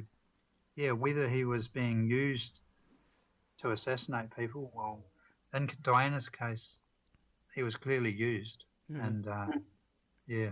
Maybe his dog was the one that was really the agent. Oh. Maybe his dog in the car with him was really the agent. He was just following around the dog. He had to drive the car. The dog was the assassin. Yeah, it was weird about the dog. The dog, he had a dog that fitted the description, you see. But wait a second. You know what? Now that you mention it, Jack Ruby had his dog with him. And he did. No, he did. He had his dogs with him in the car when he shot Oswald. That might be a sort of thing that calms everything down. Oh, who knows? I'm getting nervous here. I don't know. You ever see those Davy and Goliath cartoons? Yeah, David and Goliath. Right? But Davy, What would God say? hey, did you ever go to Princess Di's burial site? She's buried on like an island. She's buried in a lake on an island in the center of an island, an artificial island in an artificial lake or pond. Yeah, I've not been there, no, but that's right. And yeah, it's an oval. It's an oval pond, a very big oval pond. In the center is a mound, a dirt mound, or like a little island, and she's got her little memorial. But the thing is, you can't see it because it's all vegetation now. But it's surrounded by 4 big, huge black swan statues. One facing away, one facing north, east, south, and west. Yeah. Okay. Black swans. Okay. Well, there you go. That proves it. Okay, one more question. Now, Doubting Thomas. No, Mike. There's a whole avenue to that too, but I don't think that tonight's tonight for that stuff. But while we're at it, though, at the crime scene there, in the tunnel, they allowed street sweepers to come through there and clean up and wash up the crime scene as well. Yeah, a cleaning truck. Yeah, they did with detergent. They just went right through the tunnel cleaning it. They cleaned it twice actually. They first time, I think it was about 4 or 5 o'clock in the morning, and then the second time about 8 or 9 o'clock. So they opened they cleaned the tunnel, and then opened it up both directions, the traffic in both directions, within about 5 hours of the crash. And so a journalist came to the scene at 7 a.m. and said, I was shocked. He said Diana had died and the tunnel was open. They expected it to be closed for a couple of days after a major crash like that. Not necessarily both sides, but the westbound side where the car was. But anyway, it wasn't, and they reopened the tunnel, and then they reclosed it. They reclosed those lanes, the westbound lanes, probably about 8:30 or something, and then they sent the cleaning truck through again. So that's interesting because they would close it again, see something that needed to be cleaned up, and say, "Hey, get those trucks the hell back here quick! We need to clean this up." Yeah, they were getting rid of evidence. Yeah, and they pretty shocking, really. It was right from the start. There was a cover-up rather than an investigation, really.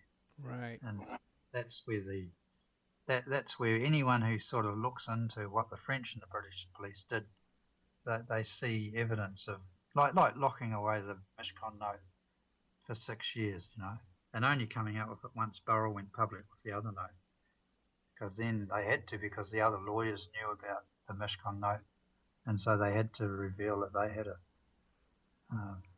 So their hand was forced. Otherwise, it still would have been locked up. Yeah, right. Okay, well, we're still taking calls, guys. 702-605-4894, or you could Skype in at ed.opperman. Let's see, what else? Is it true that they swapped out that Mercedes right before this accident? Yeah, well, what happened is the Mercedes... See, they came up with a decoy plan. So the decoy plan was ostensibly to say, okay, well, we don't want the paparazzi to be able to follow the Mercedes. So what we'll do is we'll keep the main Mercedes that they'd been driving in during the day, keep that out the front of the Ritz Hotel with the backup car, and then we'll go in a third car, what was called the third car, which was the second Mercedes, out the back. And when you look at the choice of Mercedes they had to be able to do that, there was actually only one. And every night there was only one Mercedes in the car park. And the reason for that is because the other drivers for the Ritz Hotel had garages at home, and they would take their cars home at night. But this particular guy who drove this particular Mercedes, which was used on the night, that driver didn't have a garage at home, so he would just always park his car in the car park and then hand the keys into reception. Gotcha. So it was always a car available. So that was a known car. That would be the car, and there was only one. So it was quite a simple process, really, to make any modifications they wanted to that car.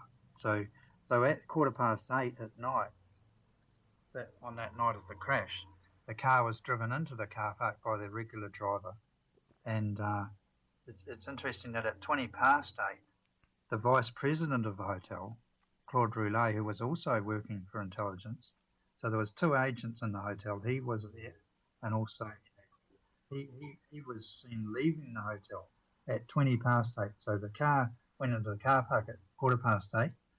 He leaves the hotel at 8:20, and he may well have been used by intelligence to direct the operatives to the car, so that they did whatever they needed to the right car.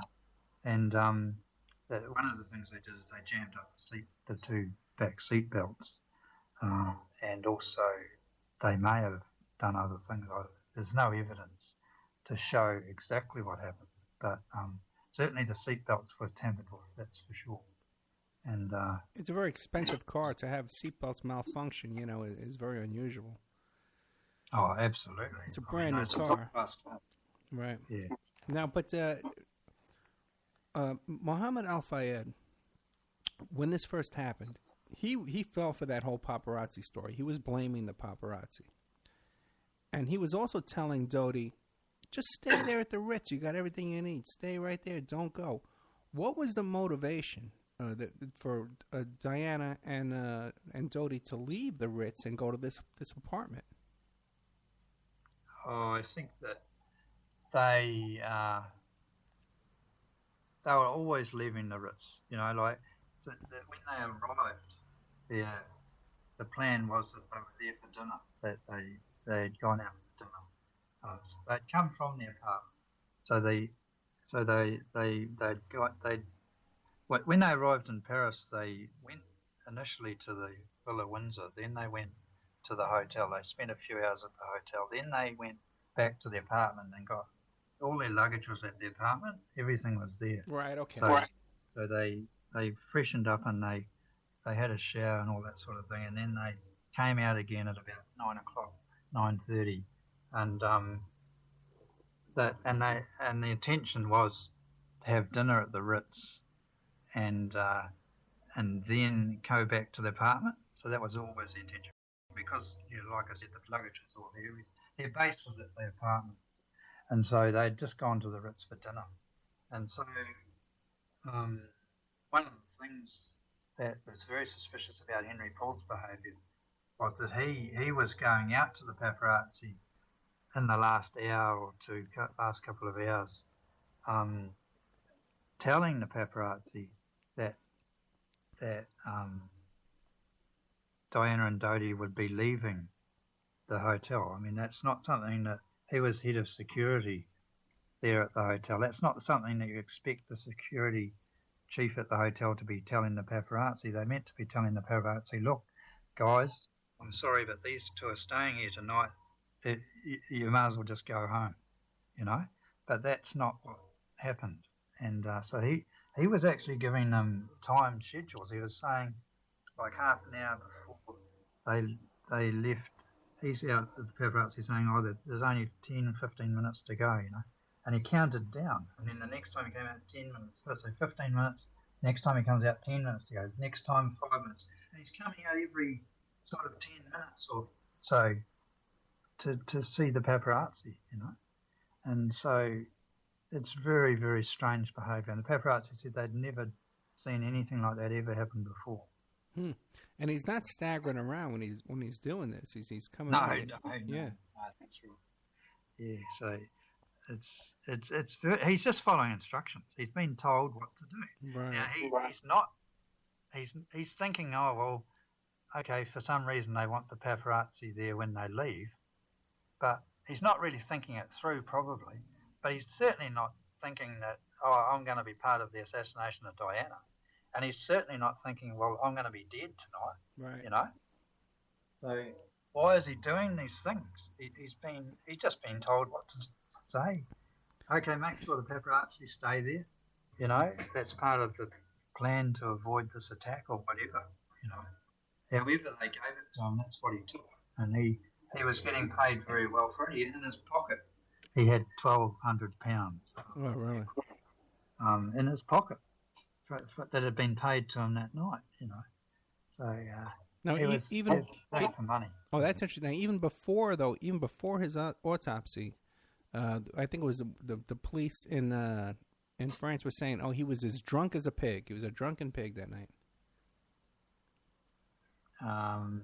He didn't look. I haven't seen evidence of that. Oh no, but okay. Yeah, the evidence I've seen is that once the autopsy, so they quickly did the autopsy, and they quickly got the results. They had the results by the next morning, and straight after the results were out, then they had that's right. They had the initial results, and they had an independent with inverted commas around it, test done on the autopsy, and they came out with similar results. That's where you get the 1.87 on the first test, and then second test was 1.73, and then 1.74.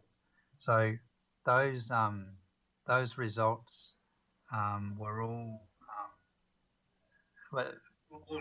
They were all in by about sort of early afternoon on the day following the crash, and then they went public. Drunk as a pig. Okay. So you had headlines. The first headlines that showed that were on the Evening Standard in London on September the 1st. There was a headline, "Drunk as a pig." Okay, just so people can get an idea, when Mel Gibson was arrested in Malibu, and he got into a big fight with the cops, and he was calling them the Jews started all the problems all over the world. When he was so out of control drunk, okay, and he says, "I own Malibu, might have oil fired," he was 0.12. 0.12. 0.12. Right. Yeah, Dodi Fayed was 1.8. Well, I know you've got to talk. It's probably 0.12 is probably 1.2. You know what I mean? It depends on how you're looking at it. There's different ratings. Oh, it's different over there than it is here. They do things. You know, like yeah. Okay. See, sometimes it's looked on as 0.05 as the limit, and some say 0.5. So there's a decimal point that it moves. So when you get a reading of 0.1, he had some drinks, had he? Al? Yeah. Okay. Here in the States, 0.05. Okay. Yeah, 0.05. Yeah, 0.05 would be like 2 martinis, or like 4 beers would be 0.05 in like 2 hours, Yeah. So, okay, we have to do the math on that. That's beyond me. Okay. But there was a situation, too, where it came out that when the police searched his home the first time, they only found a little bit of booze, but then later they went back again and they found like a whole liquor store. That's right. Oh, that was part of the setup. Yeah, it was unbelievable. Yeah, the first one they found 3 bottles. And then the second time, 18 bottles. The second search found 18 bottles. Oh my God! It's outrageous what they did. It was just a complete operation to cover up and set them up. So that they ended up with two sort of targets for who did the crashes: Henry Paul and the paparazzi, and they were the two they wanted to pin the crash on. So it was a sort of, even that's a backup. If one falls through, then you've still got the other one. So as it ended up, both have stuck because Henry Paul was seen. If you ask people in the street who did the crash, who was responsible for the crash, they'll either say the driver, or they'll say the paparazzi, or they'll say both. Right. And that's how it's turned out. So it's exactly how they planned it from before the crash. It's incredible. Yeah, and the royal press And it's very interesting too. I noticed because I was watching these documentaries today. The royal press covered this thing like gossip column, you know. And when this thing came out with Jeffrey Epstein, this child molestation case here in the United States that involved Prince Andrew, the same people came out. It was the royal press who came on all of our U.S. talk shows defending the royals, saying, "Oh, this is impossible because she could never have met with the Queen." And they did this kind of smarmy, kind of snarky, and it was very arrogant, you know. What do you make of that? Yeah, they sort of distance themselves, you know, and it doesn't really matter whether it ties in with the truth. It's got no relevance. They distance themselves, and most of the population believe it. So if they hear the Royal Press Office come out with a statement, then most people believe it, and they know that. Well, then let me ask you a question. How has your book been received amongst the general public? Like the comments on Amazon, and do you get to do mainstream media, or is it all alternative media kind of stuff? No, I've been on the front page of the Daily Express in London a few times with the books. Okay. And also France 2 TV, they interviewed me in 2013 for a documentary which they ran. So I've had the Daily Mail in London. They are one of the biggest papers in the world. They did something just recently when the play was on. So yeah, there's been a bit of a mix. I mean, most of the mainstream have steered clear of me, but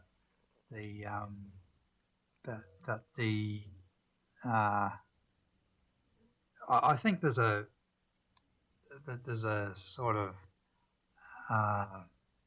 at times there's been there may have even been instructions. I mean, they do get instructions, but it's not a free press, so yeah, they may have had instructions, and I know that.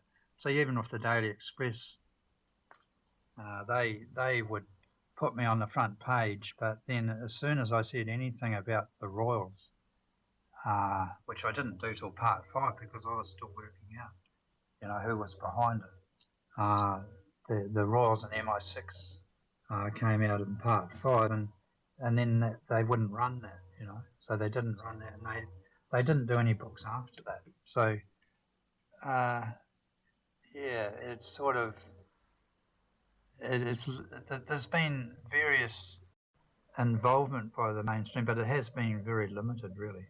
When you think about the importance of the story, right? Because I mean, Diana was the most iconic person in the world, the most photographed woman, and you know, the very much loved princess of Britain and the UK, and so you can't really get it.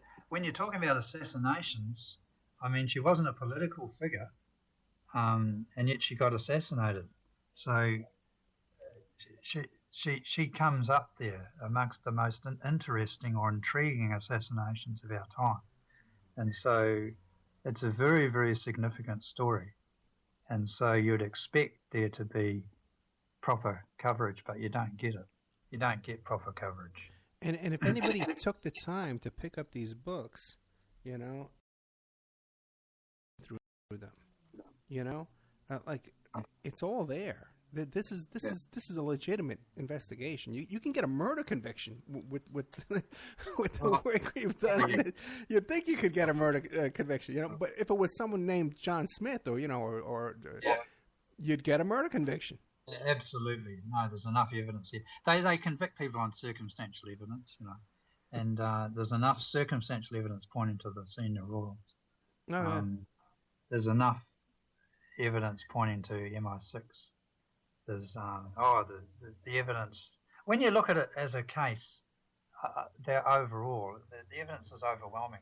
Once you get to the end of it, and in the end of that book, how they murdered Princess Diana, there's a list of what I call elephants in the room, and there's a long list. It's a long list of elephants in the room, And anyone reading that list, it's got to raise questions. It has to raise questions. It has to say, okay, this looks like an assassination. And then when you go through the evidence, then you can see, okay, it is an assassination, and this is who's behind it. The case is, there's enough information there that the case is basically there, but there's a lot of things too that I'd like to be able to fill in. But they're not going to be able to unless people are prepared to speak. When they probably on their deathbeds, I think. Yeah, because Some you have other information that hasn't made it to the books. Yeah, there's questions that I would like to see the answers to. But I think that as time develops, so you get the SAS thing in 2013, and just the way the police dealt with it. It's on my website. It talks about that. It's just outrageous what the police did, because they said, okay, we'll investigate this. They spent 3 months investigating it from September through to just before Christmas. Then they come out with the report, and then they make the report almost impossible for anyone to find. I had people from the UK emailing me saying, where is this report, and because the police had sort of trumpeted, said, oh, the report's coming out on such and such a day, and then when the day comes, okay, it was in the news, but where was the report, and it was there, but it was closeted away on Sky News websites, some place where you wouldn't.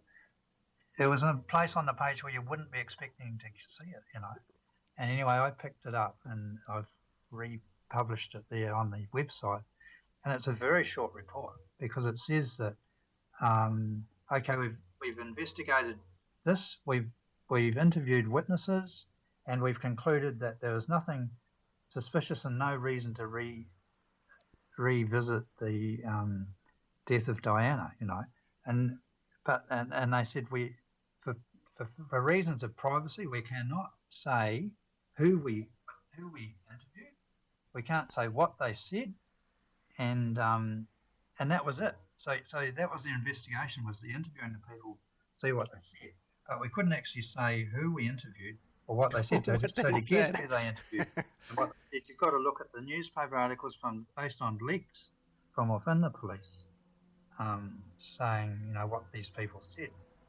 during their interviews, and those leaks are in the papers, but they wouldn't put it into the police report because it's too damning. You look at what the wife said.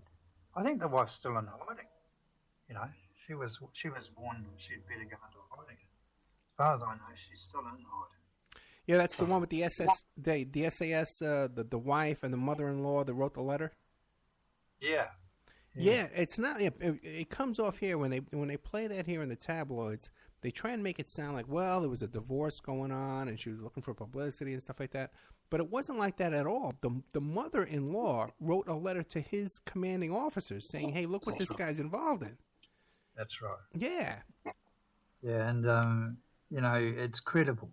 When you look at what the wife said, the way she said it, according to the newspapers, then, it's a credible account. Yeah. That's what could happen. It happened over. What happened is the SAS soldier in, he was he helped Prince William with a driving test. That's what it was. It was driving, sort of driving lesson about how to deal with terrorism, that sort of thing in the car, And so he's an SAS guy, and he's giving Prince William that lesson. So when he gets home at night, he says to his wife, "Oh, well, today I was with Prince William, showing him about driving skills, attack or whatever it was."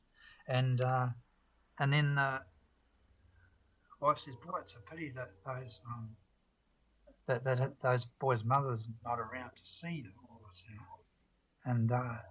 And then the conversation moves on, And then Soldier N says, "Well, actually, SAS were involved in that," and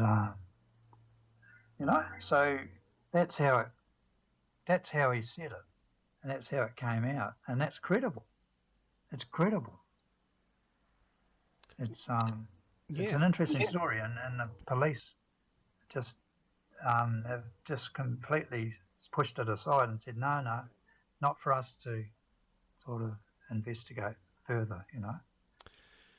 Now, what about Princess Di's sons? Do they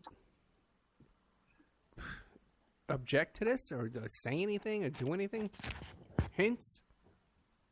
No, well, they can't really, can they? They sort of. I imagine if one of them tried to get in touch with me, it'd be in trouble, wouldn't it? Yeah. I imagine, if the media found out about that, they just can't. I think their hands are tied. But I have been told by people that they would be reading the books, and not only them, but people in senior royals in the family would be reading the books, and that, you know.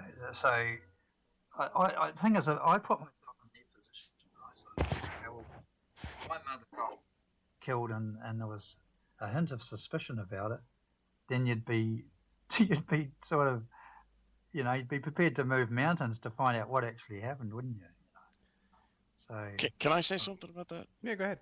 Yeah, the royals, not so much Princess Diana, and I don't know about the sons, but Prince Charles and the Queen and the King Philip or whatever, they have no feelings. They're like sociopaths or psychopaths. Well, with all that inbreeding, yeah, that would be likely. Yeah. yeah, Now, well, that's right. the They're not boys, you know, you have Henry, which is the youngest one? Harry. Harry, yeah, Prince Harry. You know, he's wearing Nazi, you know, at parties, he's wearing Nazi uniforms, and in Vegas, he bent over some girl they were all naked, you know, he was behind some girl, and then, I don't know if that was his girlfriend, but she got arrested when she went back to London. Did you hear about that? No, I didn't hear about that. No, but there's a lot of talk about when they come to town here. Yeah. I think the boys are sort of not as royal as the seniors. You know, because of their influence from Diana. I think Diana made a real effort to try and keep them sort of as unbrainwashed as she could in her position, and so they've come out a little bit different to what the royals would like, I'd say. You know, there's things like William and Kate. They don't have the normal servants in their lives. They've tried to keep things as normal as they can, and even last year at Christmas, that they didn't go to Sandringham. You know, they went to Kate's. But they go to Balmoral Castle, right?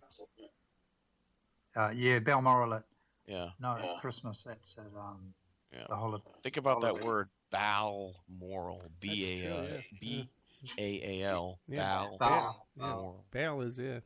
Yeah, right. So now, any other unusual deaths from the witnesses in this Diana case? Oh, yeah, well, there was a lawyer who saw. He was a witness. He was in the Royal Elmer Hotel, so he was just a couple of streets away from the crash scene, and he heard the crash.